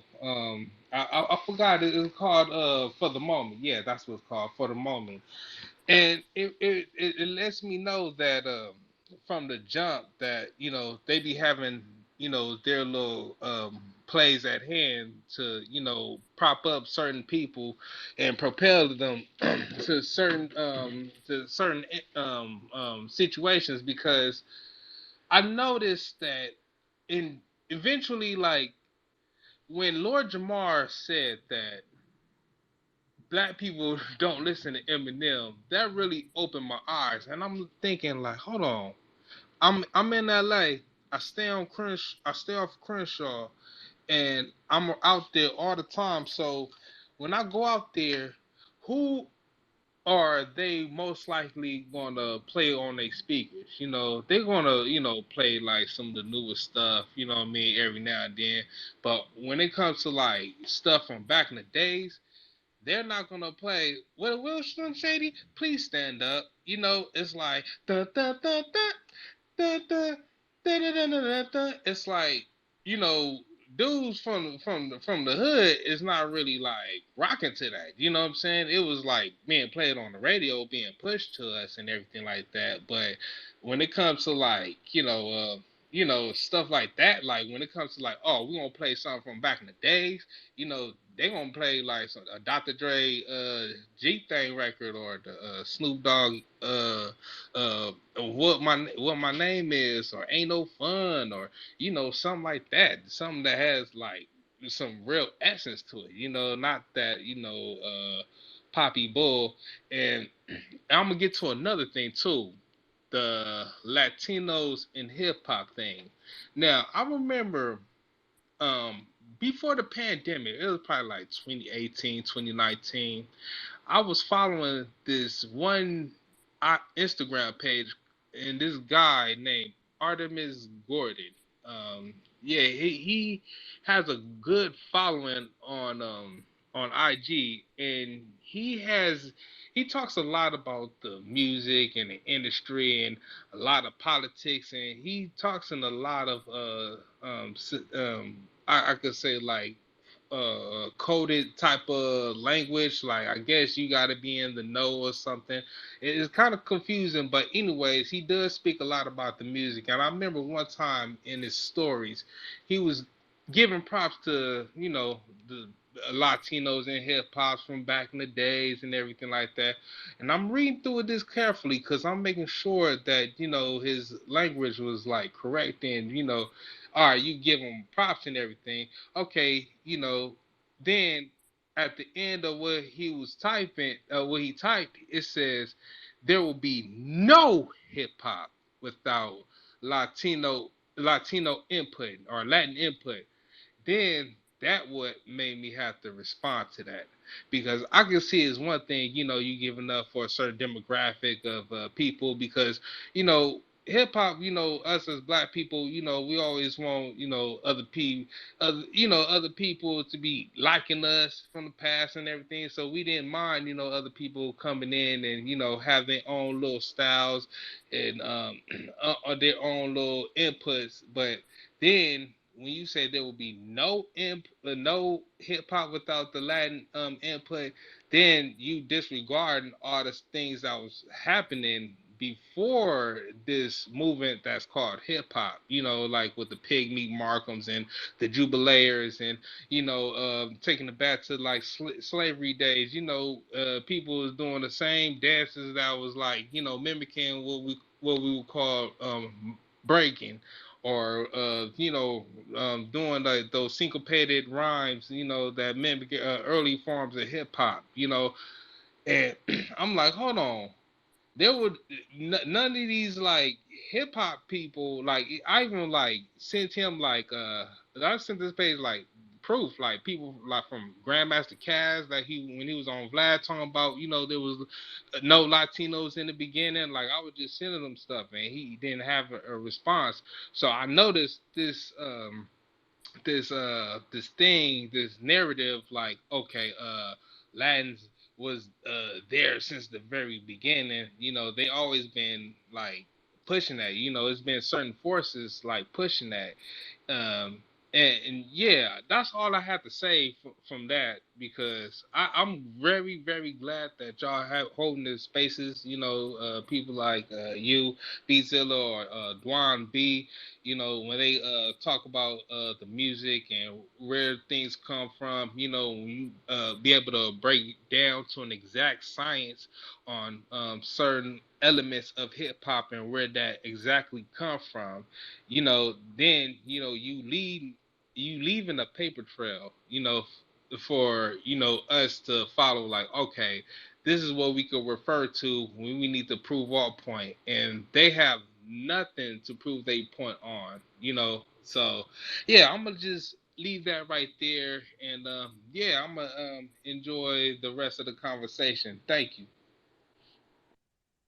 Shout out to you, my brother. Thank you, brother. That man, thank you for your contribution, brother. And that's what this space is for, man. Because again, the one thing that they like to say about us is, "Oh, you guys are talking in an echo chamber." Hell, no, we are not. And truth be told, what is an echo chamber? Is an echo chamber like a whistle to let other escaping slaves know the coast is clear? Or is it the sound of a drum to understand, oh, well, we getting off this plantation tonight? Not that anybody's coming to rescue us, but we've heard the call. Or that for my fellas in the room, when you're in any given space and there's very little of us, but there's one of us somewhere in the midst, we make sure we lock eyes with that individual, get that head nod, so we know what time it is. We understand where we at. See, these are the things that come along with our culture that ain't going to be written in a book. These things are not going to be taught. Some of these things, if we could talk about things that you could say you would never talk, and there's all kind of cues that you'll know. So I will again say shout out to Jordan Peele, because the way he wrote the first 10 minutes of Get Out has so many things that I just wanted to sit back and wait and see how many other non-foundational Black Americans could pick out all of the things that went on in the first 10 minutes. And I'm talking about family. He did an excellent job of some of just those things that only we know. I mean, people will be listening to this space and be like, what the hell is he talking about? What is he referring to? The first 10 minutes will give you all of the little things that are like, I mean, you could give a little chuckle almost every 30 seconds because you know what it is, but that comes from you being part of the culture. There's just certain things that we know. We know what gospel music on a Saturday morning is. You understand what I'm saying? You might smell breakfast, but you hear gospel music, so you do know what time it is. Your breakfast ain't a treat. You getting fed to feed you to power you up for something. So yeah, these little subtle things that we have within our culture, these are the things that translate into our music. R&B, soul, funk, all elements of our music, which one being hip hop. And then now we have these individuals who keep trying to come around and piecemeal our culture and act like, well, uh, everybody had a piece. Everybody was part. There's so many people that were participating. I mean, how can you really say who was there or not? I mean, and so these are the things that we are going to have to make sure we stay on top of, because a war is perpetual. And on this level of the battlefield, this is where all of you have the absolute opportunity to participate. And I implore you to strongly participate, because remember, you could be a soldier of ideas. You protect the institution of our ideal system. You understand? You protect our cultures. That ain't nothing to be taken lightly. Don't let nobody shame you because you're not out in the street. There's a battle everywhere. So everywhere you fight, you don't turn no fight down, turn down no fades. If they want it on an intellectual, you give it to them there. You give them a brain beatdown. But take these people to school about our culture. Don't let nobody tell you who you are. You tell them, and that's just simply that, because you're a foundational Black American, and you said so. Brother Eastsiders, then John Horace. Go ahead, brother. Oh man, I say time and time again when we do these spaces, that we are in a war of attrition. Who can outlast the other? This is a test of our wills. You know, this is at a point where we have to make this stand and we have to keep on going, because they're not going to stop. And that brings me to the point that I've been simmering on, while everybody was talking, is that what these people don't understand, and I'm talking about the tether class, is that we're facing a war on multiple fronts. We got to deal with the chicanery here in our community, as well as, in terms of the bootlick class of our people, and the dusty class. We got to deal with that. Now we got to deal with the tethers, along with white supremacy, the overarching nemesis that we dealing with on a regular basis. See, we fighting wars on multiple fronts, and this is something that is going to take time to sort out. While they thinking that, oh, well, you guys are at the bottom. Well, you right here with us. You just don't seem to know it. Dr. Claude Anderson teaches us about meritorious manumission and how that works. That's also a part of warfare. How can let's say the powers that shouldn't be, as our sister Vicky Diller calls it, pit two people against each other? If you can keep them fighting over crumbs, they'll never go for the whole pie, which is power. Now, to my next point, we talked about how you mentioned everybody that want to be thugs that's not part of the Black community, the FBA community. You get, people don't know about the Cameron Terrell story, the white boy who was with the rolling 90s Crips out there in Cali until he got jammed up, on a murder charge. But guess what? He got away. The other brothers that was with him didn't. You see? And then you got Snitch 9. Snitch 9 was all cool with this nigga BS, calling everybody niggas and talking all this tough talk like he was from the hood, until he got caught up on a RICO charge. Next thing you know, he got to singing like a canary. And this is something that we have to keep in perspective. We are alone out here. We cannot afford to let everybody, co-op what we're doing. We have to gatekeep. I can't just walk in none of y'all houses and decide what the play is going to be. When I come through, I have to act as a guest. Even if I'm much well loved and respected, even once I garner your respect, I am still a guest. I don't pay no bills there. I'm not residing there. I'm not on no leases. I am a guest, and it's gonna stay that way unless y'all say different. I'll land there for now. You know, that's a whole nother thing, brother. We was raised with manners. Manners with us are just natural. It's inherent. Like you don't. I would never go to brother. See, that what I just said, and man, damn, I missed y'all. Man, just like you just said, there's so many things that are just inherent in our culture that we just know without being told.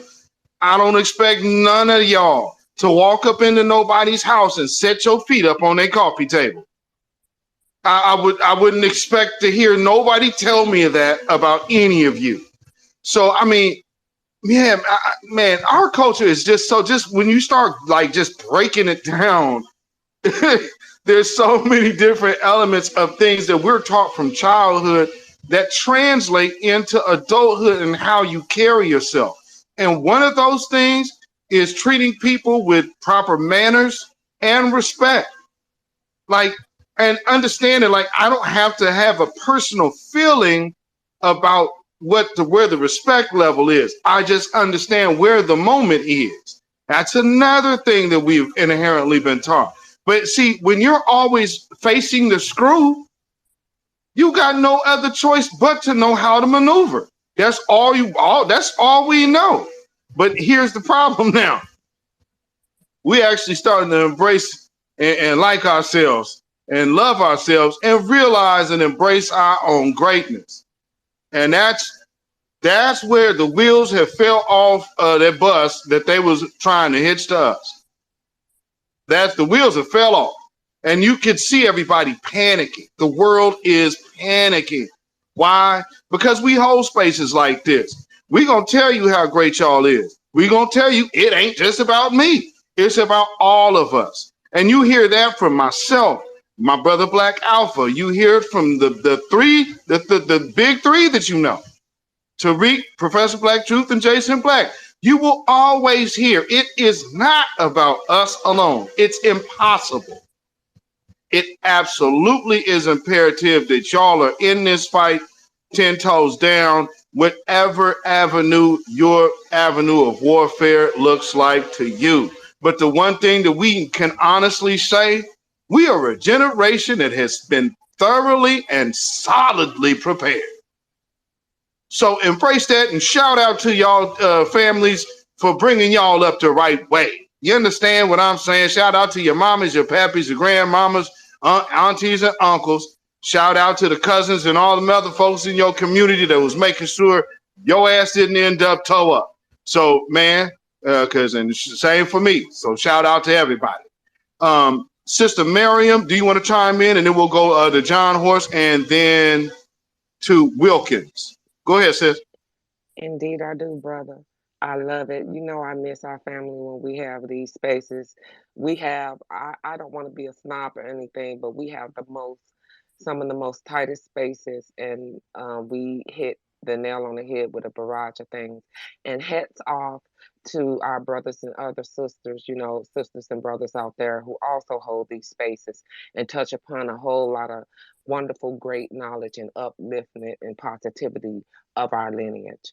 To tie in everything that you were saying, well, not everything, but most of what you were saying, especially you, brother Eastsider, when you touched upon when I'm present, if I visit your community, your house, your sidewalk, your country, whatever, I know how to mind my manners. Why? Because we ushered in manners.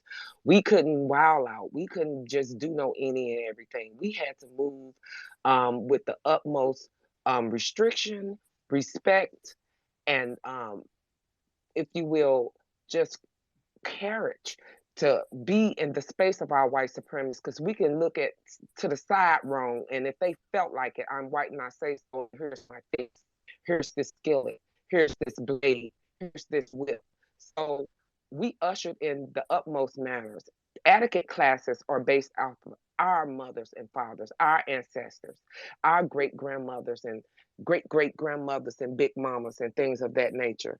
They taught them how to be ladies, how to tend and sew and cook and to raise a baby and to be everything else, and to also not stir the pot, but know your place and to move in silence with great force. We did that. You know what I'm saying? So we know how to move accordingly. We never are disrespectful to other cultures. We never overstep into other cultures. We never step on anyone's damn toes. Why? Because number one, we have too much pride and respect for ourselves. We have too much dignity for ourselves. We know who the hell we are. So we look at other people as human beings first and foremost. So we treat them as such, not coming in with our damn noses up. We the flies goddamn people on this planet. We the shish na'in. We built every damn thing. We have thousands upon thousands of patents, okay, that are not recorded, that has been stolen and put forth for somebody else's money and prosperity. We have always been the moral compass of the freaking world. I don't care what nobody say. Yes, other people have their standards and other morals and things of that nature, but not to the standard in which we do. We so damn fly, we have to go all over the planet fighting for other people, humanity, okay, their right to exist. You know what I'm saying? So it's like, I dare you. When I feel my pride, I feel my pride, and it's not being prideful.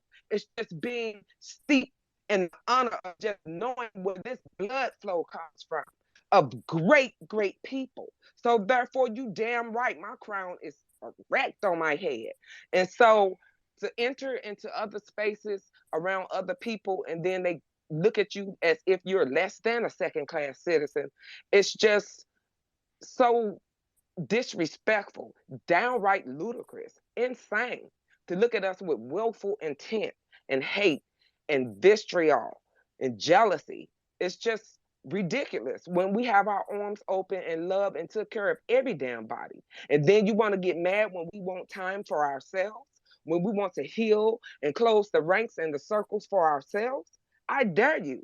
Everybody has the preservation to live, to survive, the right to those things: freedom, pursuit of happiness, and liberty and justice, and all those things the Constitution is supposed to be. But we are the living embodiment of it. Okay, we're the only ones who hold it to that standard and push that standard and create standards for it, not just for ourselves and our own lineage, but for all of humanity. That's what's so dope about us. But now everybody have to hold their own breath and hold their own nuts, pretty much. You know, I say click in the other word, but yeah, you have to hold that.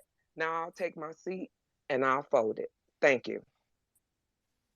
Shout out to you, my sister Miriam, and always let me and take this moment to give you your flowers too, because you always step in when either Alpha can't make it or myself can't make it. You are always there to step in and lend your hand, help your helping hand, and lend your hot fiery spirit. And I appreciate you for that, and thank you so much for doing what you do. With that being said, also it's been a pleasure to hear my brother Eastsider's voice again and my brother John Horse. And we are coming to Wilkins after my brother John Horse.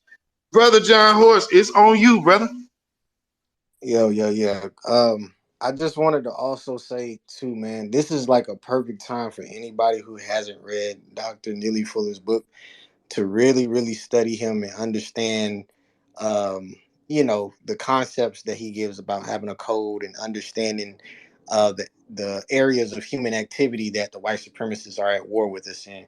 So, understand that the white supremacists have been waging war with us in all areas of human activity for 500 years. So what Neely Fuller talks about, he specifically states that we need to wage a counter war in all areas of human activity. So where the white supremacists throw a jab, you need to throw a cross. So understand, look at it like, what I'm saying, like boxing, like martial arts. So when he throw a jab, you throw a cross, you slip, you duck, you do things like that to go against them. Same thing with hip hop. They tried to weaponize hip hop against, our creation against us, which they have. Now we can also weaponize it against them. Same thing with the education. They weaponize the education against us. We can weaponize it against them. See, the thing is, the white supremacists aren't used to us, you know, and technically, as of right now, within the last 3 years, we've actually been doing that. That's why they're in such a frenzy because they didn't expect 2020 to happen.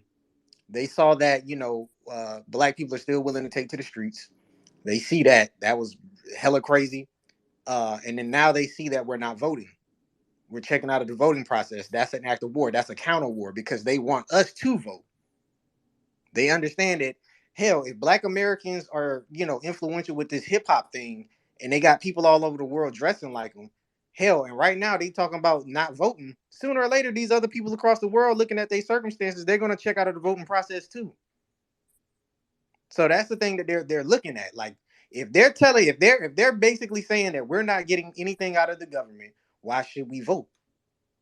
Sooner or later, you got other white folks even sitting there thinking about the same thing. Why am I voting? I'm not getting anything out of this government. They sending money to the Ukraine, so I might as well just sit. They're not doing anything for me. Giving money to non-citizens, they're doing anything for me. So they, you know, understand that it's all about a counter war that we wage. So in all areas of human activity, you know, go online and look up what the areas of human activity are. Write them down. Write for everybody in this room needs to write all of those things down.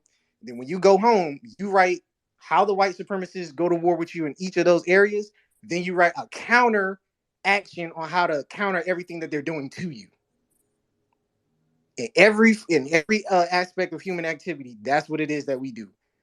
You know what I'm saying? So right now with this hip hop thing, first thing that we do is we always speak the truth because they thrive on lies. They have to lie because the system of white supremacy, you know what I'm saying, it's a house of cards. So they have to lie. So that's one of the things that, you know, I just kind of want to state. Just understand that we're in a war. So we got to wage a counter war against these people. Or I shouldn't even call them people because they're not people. And I'll just land. Shout out to you, my brother. And I couldn't said it any better, my brother. And this, I hope y'all are understanding the message that we are showing you. Everything that we done described to you is the making and the reality of war. So no, it hasn't. It's not a bunch of police or race soldiers kicking in your door right now. No, that's not what it is. However, what they say, Rome didn't topple in a day. Mount Vesuvius did, though. But Pompeii went in a day. But understand these different elements, but it's all elements that need to play out. All we have to do is do our part. The rest takes care of itself. I'm a firm believer in nature as well. And one thing that I often remind people is the earth don't need your help. Now, truth be told, the earth is well within itself, very well capable to defend itself. Now, the one thing about it is we want to find ourselves in the safest positions if the earth ever decides to do that while we still standing on our feet on this planet. But but one thing I will say, just think of some of these areas and all of these things that are going on around the world that are just happening out of nowhere. Even the earth can't stand these people. These people are vampires. I'll tell you, the earth is living, and what they do, they drill oil out of it. Ain't that like taking the earth's blood? I mean, so at some point in time, these people got to pay the piper. Do not let them take us down with them. And again, look at their declining numbers. So is that not just nature saying, oh, yeah, okay, well, let me go ahead and just take you out to pay and start thinning them numbers? Look at the black women mortality rate and the birth and the mortality rate. But here's this Planned Parenthood. All of a sudden, now that the grassroots is speaking, they know that we are not really the abortion pushing crew.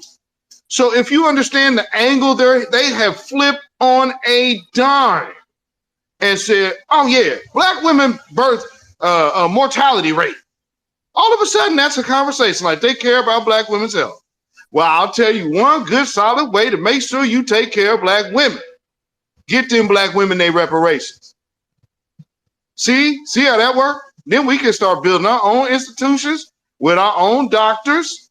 And our own insurance institutions. Because why? You have done your due to these people to whom have built what capitalism is known to be today.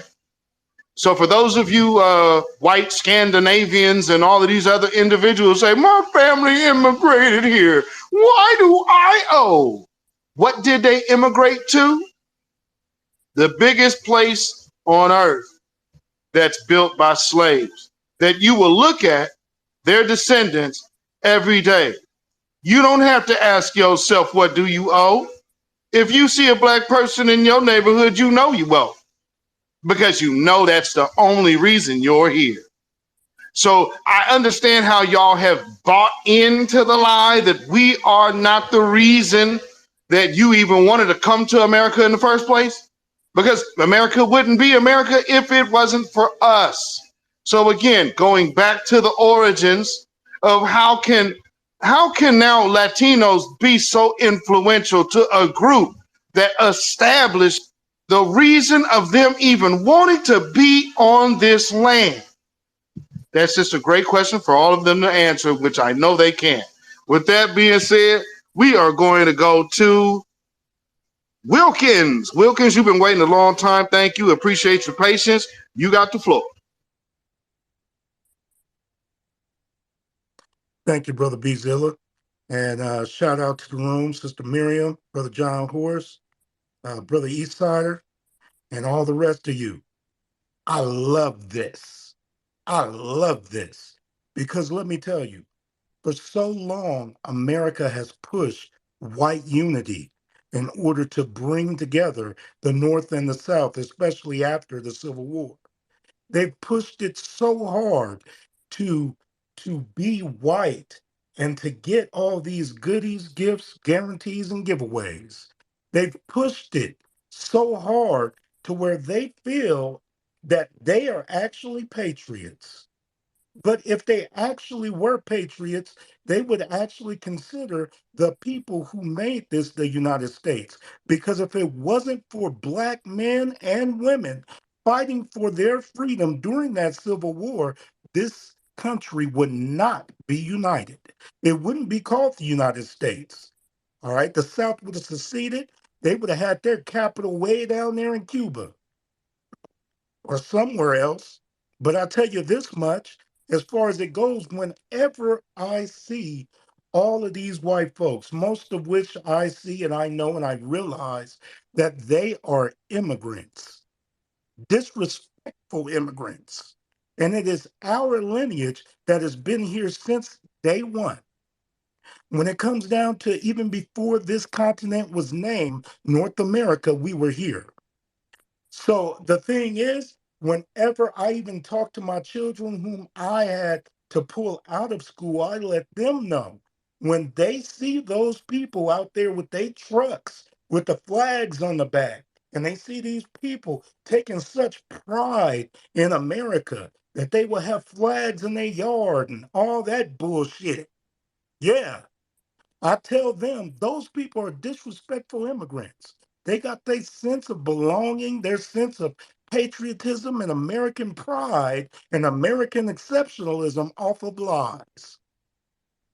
And I thank everyone in this room for chiming in. We all on the same spirit, and we're going to do this. I'll keep it short and sweet. Thank you. God bless you, and let's do it.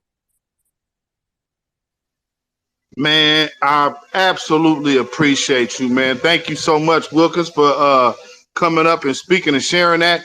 And I believe, what we are doing. I think it's no mistake, and it's now hard to see that we really are passionate for real about our people, and we care.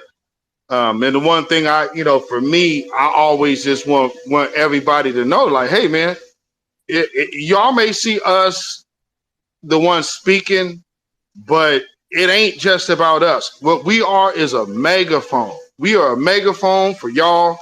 And for a long time, I'm sure, like, as myself, years I went on.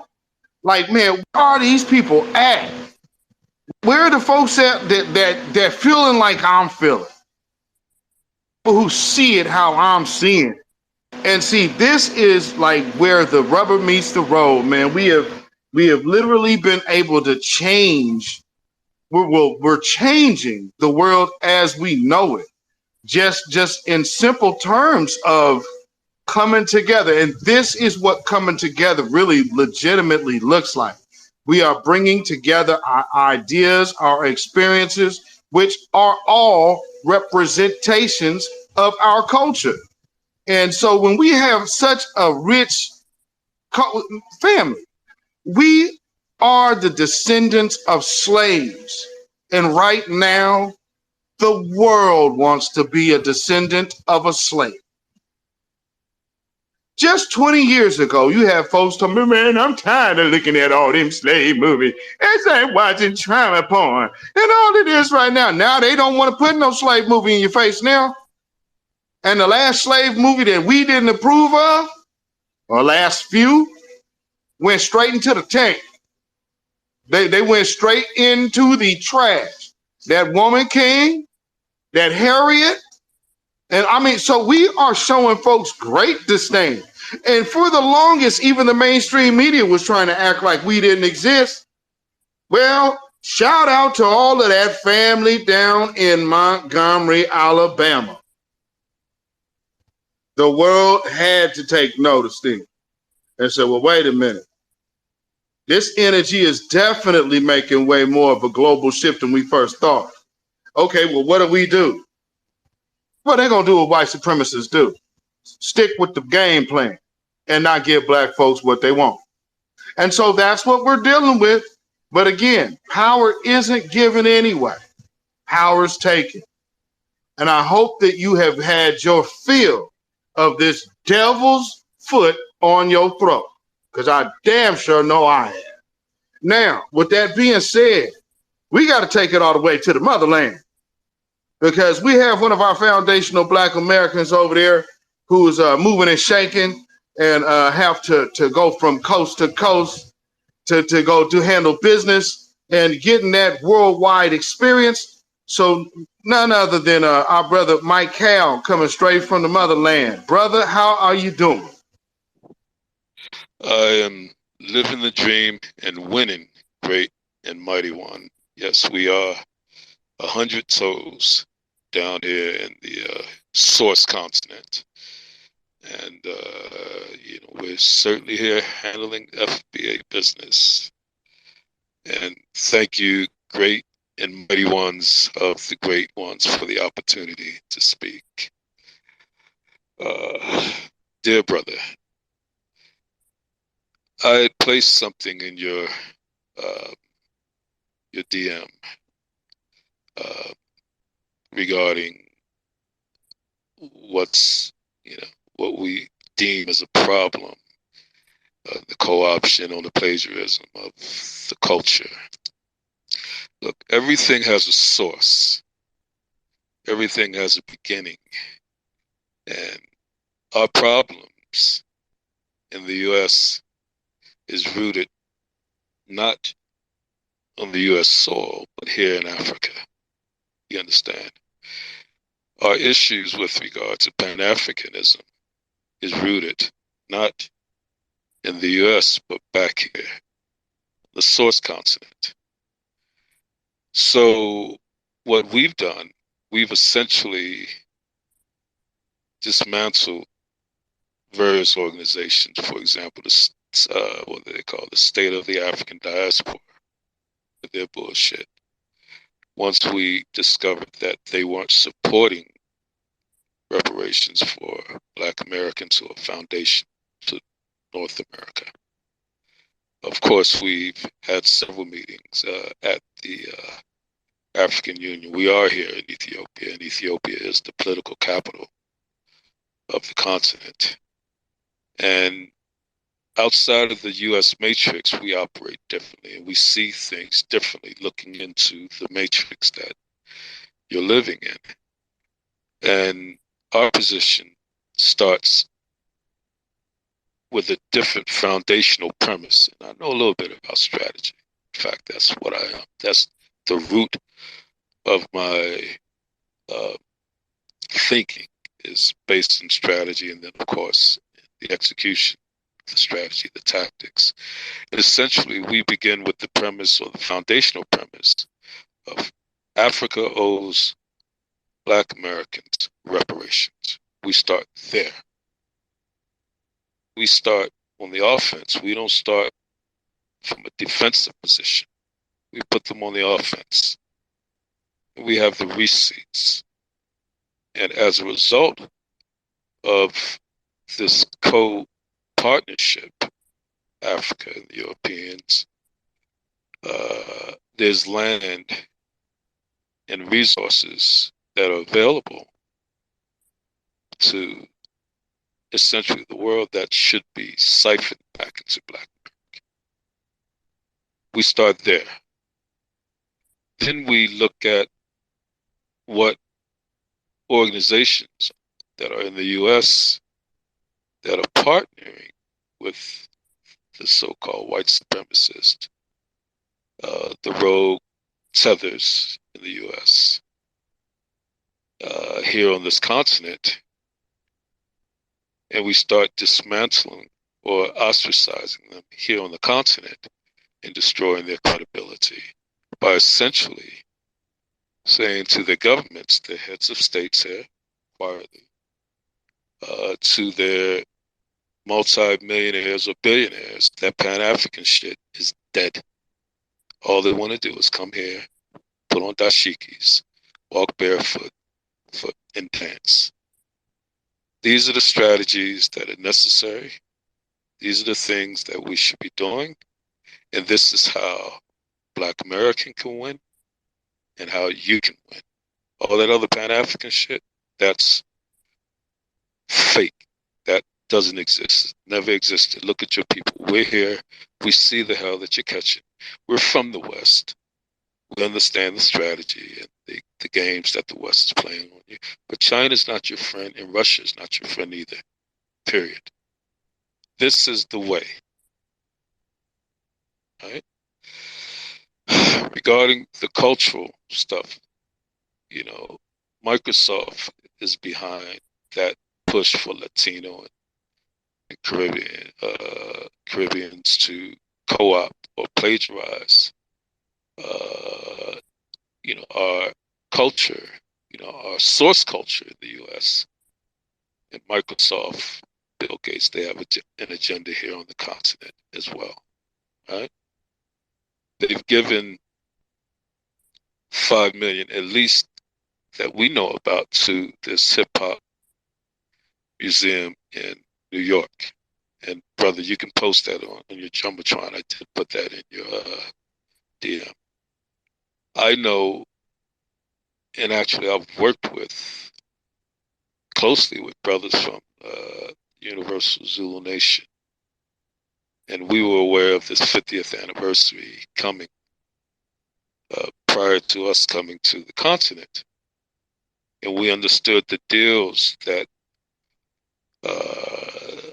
people within the industry, and this also includes Hollywood liberals who are Democrats that control the Democratic Party, the licensing deals that they were going to be focused on making globally, the political agenda that they were going to definitely use globally to establish their positions on the ground in the U.S. All right, so you gotta start with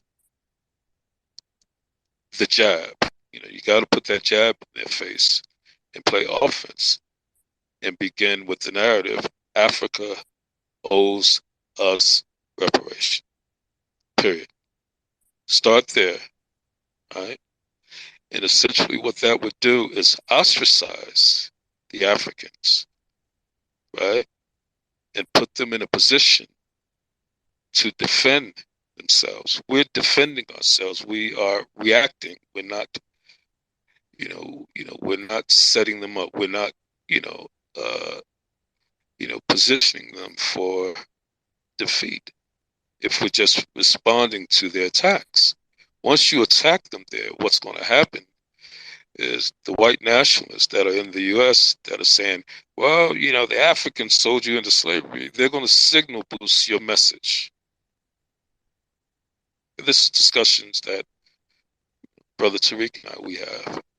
All right. You hit them with that. You owe us. And the white nationalists going, yeah, that's right. They owe. Right. And what that would do is diminish their, meaning the tethers and the governments who are behind these tethers, that will diminish their allyship and create a division among them. That way you can ostracize the tethers who are in the U.S. and, of course, the NARC and Cobras and so on and so forth that are trying to include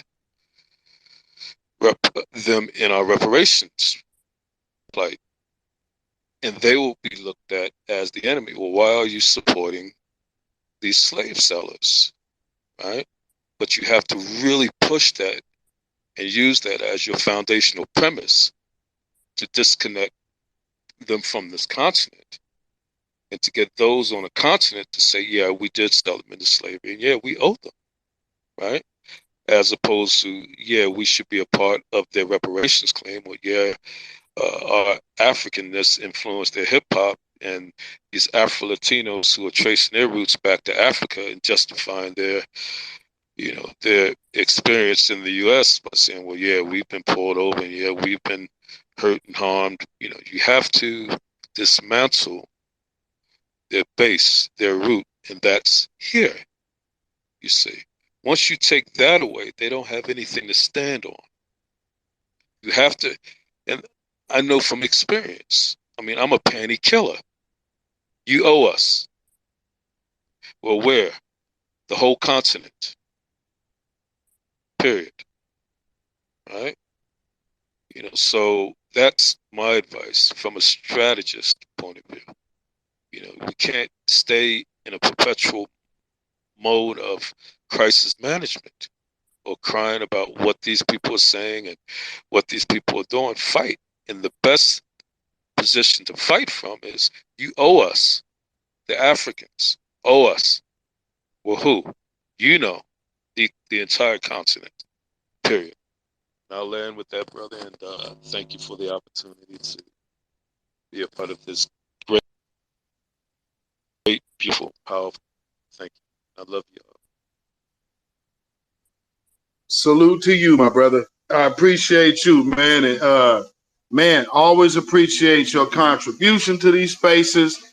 You always share a good word, and you also share good information. And I put what he was referring to about Microsoft in the Jumbotron. So if you guys can look up there in the Jumbotron, you'll see that, yeah, Microsoft gave that hip hop museum $5 million back in 2022. Now, I guess I shouldn't be so shocked. I shouldn't be so surprised that, oh, and behold, here goes Bill Gates again. All right. So I guess some habits just die hard. No. One of the most racist folks I know. So, yeah, I don't know what happened with Kid Gravity. Did he not mean to get up here? But yeah. He's up here. Okay, he is. Okay. I'm not sure what, what Bill Gates, well, I do know what interest Bill Gates has. This is the furtherance of his auntie and his father, which would be Margaret Sanger and his father, William Gates Sr. And all of the eugenics, Planned Parenthood ideals that they have been trying to put on black folks all of these years. And all he is doing is furthering the agenda. So if you always want to know how the hell would a game dude or a computer dude be anywhere near medicine? Well, it's a reason, because he is furthering his family's and the system's agenda, because he basically is the son of a eugenicist. So yeah, he's blood tied to Margaret Sanger and of course his own father. So if y'all don't really understand who the hell this devil is, Bill Gates is like, he's a pawn, but he's an evil, damn, anti-black, wicked bastard. And what the case is, they have the opportunity to use all of the things that he can bring to the table and against us, because Bill Gates has nothing but disdain for us, and he is all about us being eradicated off this planet. So that's just what Bill Gates is. I hope you would be like my family and boycott Xbox, but up to you and all how y'all get down on your gaming. I'm not gonna shame you, but nonetheless, moving on, we're gonna get to Eastsiders, Blank Mind, and our brother Kid Gravity. Go ahead, Eastsiders, you got it. Oh yeah. I see you're gonna be doing your broadcast tonight. I'm gonna be on the Blackjack 21. But I also want to say we are the mold. Like, we're the molding place that shape the way culture is, our cultures are. We the one that set the trends. Everybody follow us, and they do it because we do it with such, I don't know if you want to call it style, or I don't want to use the word pizzazz, anything like that. But you know who we are. You know how we get down.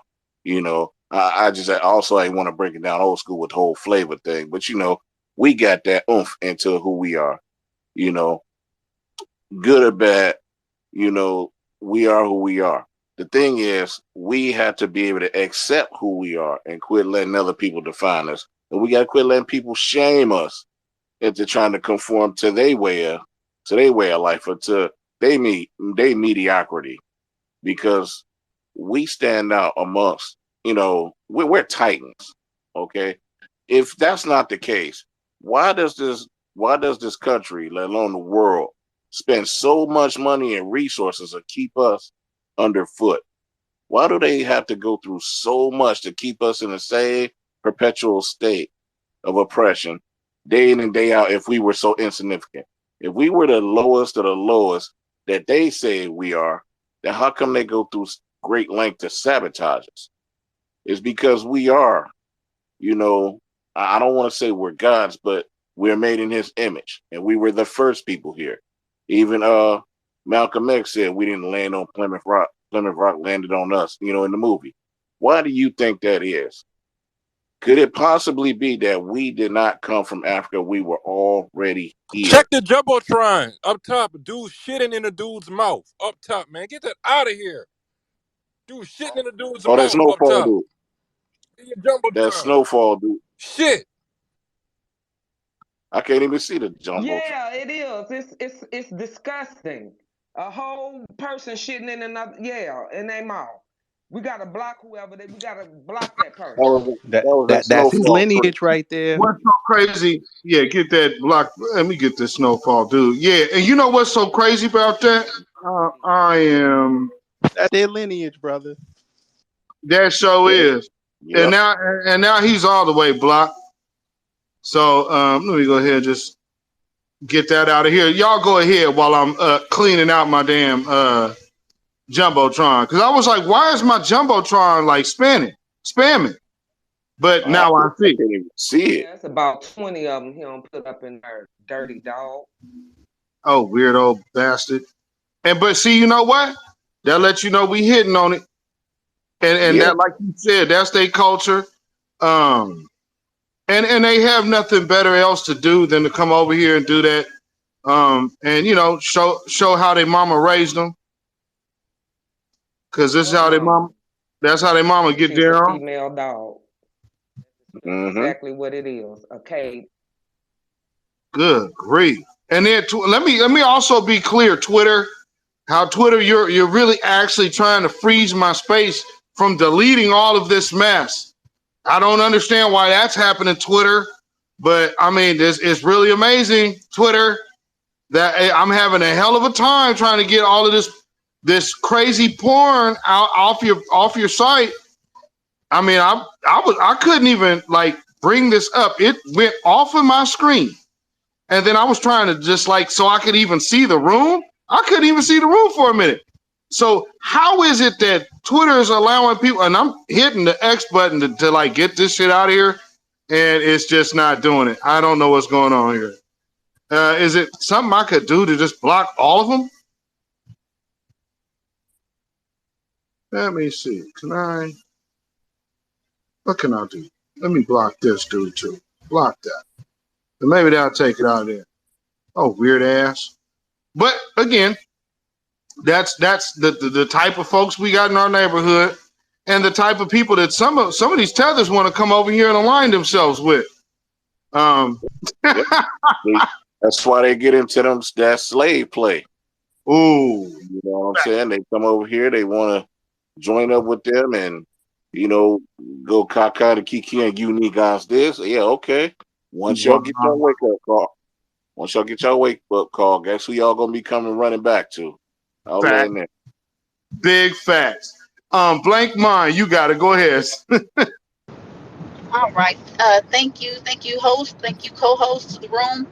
I'm glad you guys touched on what I touched on last night. I hear you guys touching on it tonight. We don't realize the setup that's happening, or we do, but not all of us. This is a democratic move. That's who's fucking us. Why? We always been a bottom bitch. The bottom bitch is always the one to do what you need them to do and be on point with stuff. We jump ship. That's a very big issue, because what has happened is that when Black American move, everybody else moves. When we start speaking on stuff, they start speaking on stuff and seeing stuff in their community and fronting out the Democrats. Now you see illegals talking bad to the Democrats. You didn't see that at once upon a time. Now you see everybody going in and doing what they want to do and actually having a mind to think for themselves and question stuff and ask for stuff. I put in last night about Chuck Schumer. Okay. He is a big problem. He has always been a big problem. We know that he don't like us. He's another one that said that I guess he's the House majority for the Democratic Party. So he's above, he's basically, what is that man's name? Clyburn's boss, right? Him and Nancy Pelosi. These are the same people that did the kneeling with the kente cloth on. Very disrespectful, y'all. And I say this, I'm driving, sorry, so if you guys hear some echoing. Now that we have woken up, they are trying to sabotage us in every way possible, y'all. Everything about us, our history, look at it. Who we are, as far as being descendants of those that was enslaved here, who built this country. Notice, it's supposed to be for everybody now. They are trying to hijack and harm us because we stood up. And I'm proud of us for standing up, but I'm going to let y'all know, and I know y'all probably already know, the Democrats are not our friends. That's who's going to fuck us up. That's who's going to get us. That's who's planning on getting us. And they have the help now of immigrants that have eaten off of us and that's been spoiled because of us. They've been very spoiled, y'all. You got to understand, like 2-3 years ago, they were able to get up there and say whatever they wanted to say, eat off of us, say, hey, don't say black. Don't say nothing about nothing black and no reparations and none of that stuff. We talking about everybody. So what we're going to do is we are going to help the immigrants because of whatever. And, or so on and so on. But now that we have stood up, y'all, they're trying to get us for everything. And I found out yesterday when I was in, what is the guy's name? Hard Black Truth. It hurt, but I know how the game go, and I'm wondering why none of the Jamaicans are standing up. Well, a few maybe, or standing up saying something. They know what's up. You don't fuck with us. You don't like us. But I think you understand that we don't fuck with us like we probably should have. And if we did at a point in time, then we wouldn't be in this predicament. We would have really gate kept. We allowed Nas yesterday, which I love so much, and I'm landing my plane now, to get on there and hug and promote this young man, Kool Herc, who have not, if you notice, he ain't out there speaking. If he really was who he say he was, he will right now be speaking and getting real money off of this out loud. He's getting that shit on the back door and the back end. And I'll leave it at that. Thank you. Thank you. Food. Thank you, sister. I appreciate that. And I would absolutely have to agree with you. And we talked about that last night in Dewan B space as well. And you mentioned that that this brother and a lot of these people they're probably taking money, and again we explain how the business works. So it's kind of to be expected. However, we have to call it out because those people are in a position that they now have to just play the game. And so we'll let them play the game. That comes with a consequence, but um, it is what it is. And so we just have to be ready to combat the BS. And unfortunately, for those of y'all who are fans of some of these artists, you like, oh man, they ain't gonna break for nothing. Well, I don't know. We'll only time will tell. But with that being said, we're gonna go to our brother Kid Gravity, and then we're gonna get ready to start wrapping it up here. So Kid, you got it, my brother. So you're saying the Latinos didn't create hip hop, and it wasn't the Jamaicans, correct? Absolutely. That's what I figured. Because it's just funny that my people are trying to take credit for hip hop in arguably the worst era of hip hop ever. And when you look at hip hop today, it's nothing but degeneracy. Why would you want to claim that? It's funny that they love talking about Sexy Red is Caribbean and all these other people are Caribbean, but where are the real lyricists that are Caribbean? And this is me saying it. I don't hear no good bars. I just see viral moments. That's all I see. I didn't know hip hop was viral moments. I didn't know this. Maybe it changed. But maybe you can educate me because you're an older brother. Like, is this, if this is hip hop, then I might as well just listen to '03 stuff all day, right? I would have to say you could definitely run '03. Well, actually, '03 isn't ratchet enough. I mean, so this is like where if you took like BET Uncut and then took it to the porn store. So this is you can only get this one in the porn store because it's so over the top. That's where we are now with it, brother. It's so sad to say. So I should just go back to listening to Will Smith then. Uh, uh, uh, uh, Don't you hate on that man? He said dichotomy in the rhyme. Don't you hate on that man? I would say early DJ Jazzy Jeff and Fresh Prince. I can't co-sign Will Smith. I would say DJ All right, say Jazzy less. Jeff and Fresh Prince. Yes. All right. I mean, thankful to the Fresh Prince because without the Fresh Prince, none of these artists get a Grammy. Facts.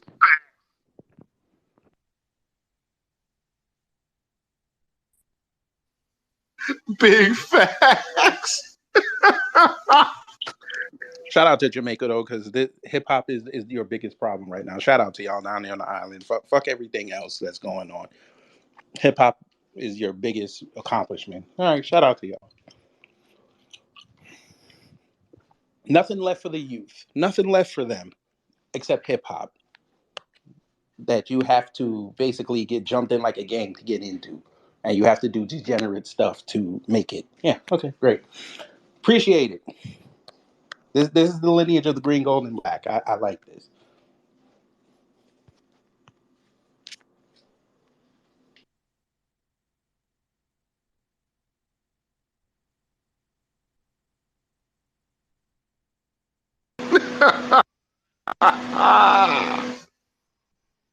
He said there the green, gold, and black. Vanguard. This is protected by the green, the gold, and the black with the key and a plantain. Sissy. The same people who back in the late '80s, early '90s were ripping off R&B songs and claiming they said it. Fuck her. Oh Jamaica my produced the greatest rappers on earth, and the greatest Jamaican rapper ever said suspect lyrics. But yeah, let's claim that. Yeah, all right. Brother B. Silla, make me back a co-host. I was actually clearing out the space. That's what I was doing. Oh, okay. Let me get you on up here. Thank you. I don't know what happened. I don't know. You got them little Twitter tech geeks that be popping out doing their weirdo stuff. But nonetheless, and we were getting ready to wrap up this space anyway. So y'all don't have to look at this craziness up here in this jumbotron from this weirdo. But he's blocked now, so he won't be able to come back in here at all. And truth be told, it's people like him that's gonna get all of these NFT people preventing them. Like, man, if you got an NFT in your profile, it's gonna be real hard for you to get on the stage here in the future because we already had the NFT tether earlier with the they just sat up there thumbs down and everything. At least that person did not spam the jumbotron. But then we got this other little weirdo NFT dude. I guess they feeling it because the NFT thing didn't take off like they thought it was. It's like, hey man, I come from the realm of finance. I'm telling you that has a limited time, so cash out early. If you hold on to that shit, you're gonna be screwed. But nonetheless, don't take it from me, a banker. But anyway, like I said, we're gonna go ahead and make sure that none of you NFT weirdos are on here. So you better go make you a profile with a picture or something. But you're going to come up here and you're going to have to speak. You will not be hitting this stage. And shoot, you got me make sure I can even make this space. So y'all ain't gonna be coming over here and mess with my time. But with that being said, I just want to make sure I give the if anybody on stage wants to give some closing remarks before we close this space out.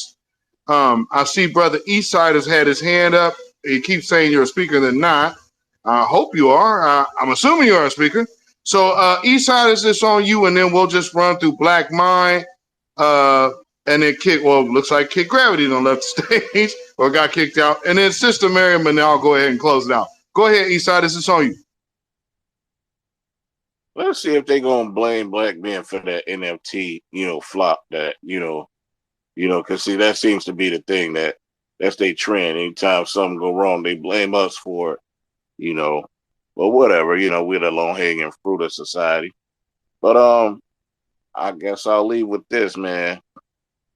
We got the best chance right now to come together and codify and throw the death nail in the coffin for this white supremacist thing, for white supremacy. I sent you something in your DMs about, basically how warfare is done. That's something I was hoping that could have went in Jumbotron until they got spam, but it is what it is. Like Tariq always said, these people don't have any creativity because look at what they resort to when they don't have no point. They added nothing to the dialogue or to the discourse, anything like that. So this is what they do because they don't have that oomph like we do. Now see if they did, they would have been able to rebut everything we were saying logically, and they'd have been able to articulate it, but they can't. But we have to understand who we are. That is the true meaning of woke, people. The true meaning of woke is knowledge of self. Don't let nobody tell you different. Don't let these knuckleheads on the right try to say, oh, it's the left and all this other stuff. And, they try to politicize wokeness. You can't, because it's your understanding of who you are. Once you know that, we can sew the rest of this up, and I'll land there. Indeed. You don't have to land, but I just wanted to inform you that I just cleared everything and you can post it if you need to or want to, Brother B. Seller. Thank you. Black Mind, it is on you, sister.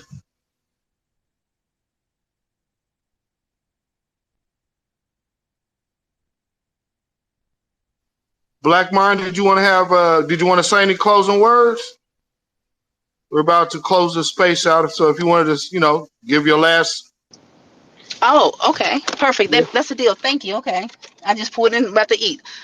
Really quick. Please don't let up off of this hip hop thing. I get so stressed out arguing with these folks. You know, I'm sure you guys got way more pull than I do. I had to check a person that was just straight Spanish, right? His ancestors. He said that his ancestors came from, or one of his ancestors was a prince that came from from Spain and married an Aztec woman or I don't know what he was, but he started telling me that hip hop and all this stuff started from us enslaving Irish men and women. I said, sir, man, look, I just have to walk away.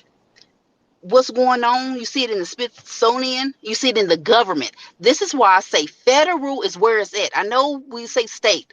They're gonna keep us running around like a chicken, which I'm about to eat right now, with their head cut off. They're gonna run us through the fucking ringer. If we don't hit this shit federally, everything federally, and shit trickles down from there. I end on that. Thank you. Bye. Thank you so much, sister. Miriam, you want to go ahead and say your closing words, sister? Indeed, I do. Great space. Even though we had a colored waste of space that tried to um, interject their cave tactics, filthy culture upon us, the bestiality of it all, the inhumanity of it all. You still can't stop this greatness, this beautiful FBA lineage movement. You have nothing to add. You have nothing to gain. You have nothing to rebuttal. So you're just pathetic. And right quick, when Busta Rhymes came to St. Louis to the concert, like I said, it was Tribe Called Quest, Cypress Hill, um, Busta Rhymes was a guest like appearance on there. And when he took the stage, they booed, they jeered him, and it took Q-Tip to calm the crowd and say, "Oh, don't do him like that. He's all right. Let him do it." And then he was only then was he allowed to even speak on the stage. So yeah, bow down. Know that we wasn't even letting you through the gates that easily. So I guess he's begrudging of us. You know, he's jealous and have nothing to offer to start spitting and just plain old lying like a dirty Persian rug. Um, Pushing this filth that anything started from the Caribbean, Haiti, or the African diaspora, they all need to just have 99 seats, including the extra one that I have. The foolery, we will not stand for it. We're going to close our ranks. We're going to gatekeep. We're going to do everything that is necessary to make sure that we move forward. Nothing is going to make us sidestep or get caught off guard or call our attention away from what it is that we know that we're focused on, which is we want our mother effing money, as Dr. Short would say. Cut the check, as Professor Black Truth and Jason Black would say. We need our tangibles and our reparations, as our brother Tariq would say. Give us our tangibles, give us our reparation, as our beautiful goddess sister Vicky Dillard would say. We do not have time for it. We have four more, too many enemies, but we got our eyes on all of you and on everything that you do. As our brother Black Alpha, one of our black vanguards of the new black media would say, FBA all day, every day, and we can see your bull crap from a mile away. I'll fold my chair. Thank you. Thank you so much, my sister. And thank you, everybody who was able to tap in today. My brother Black Alpha was caught in the lightning storm. So, he was en route. If y'all saw him, he popped in for a hot second. But, he got to do that traveling thing in this. And we got crazy weather all over. Like up here, it's been over 100 degrees all week. It's hot as hell right now. So that's why I did exactly what I did. We're hosting this space today And then right after this, family, what I want you to do is go into the Jumbotron, and you should see a YouTube video right there. Go to that YouTube link, go to my YouTube channel, and make sure you go catch the video that is about to air in about 6 minutes. It is a breakdown of Kamala Harris. Because see, what I want to do is show y'all from this conversation that we're having right now, all the way down to what is coming out of the White House. I want to show you that there is a full-fledged agenda going against our agenda and our interests and everything else that we are legitimately trying to get accomplished out here in this world, shall we say. So with that being said, make sure you go over there, tune in to the Beatzilla PDX official show. Go over there, subscribe, and if you have not already subscribed to the Black Alpha Network, make sure you go over to his YouTube channel and subscribe as well as the other brothers of the Vanguard, Kid Gravity Beyond, Torian Reigns Reloaded, and Brother Afro Elite. So make sure you go check our good brothers out. And again, shout out to my good sister, my co-host, Sister Miriam. Brother Jojo, I see you in the building. Shout out Spirit Wonder, Rose City, East Siders. Deneen, I see you. Thank you. And so for everybody else who came up and spoke, Black Mind, shout out to you. CJ Link, I see you in the house. And Troya, I see you in the house. Shout out to y'all and thank y'all for y'all support of the New Black Media and just making sure that this message get out there. And for those of y'all who have been like really riding with the voices of New Black Media for some time now, your work behind the scenes does not go unnoticed, and y'all are greatly appreciated.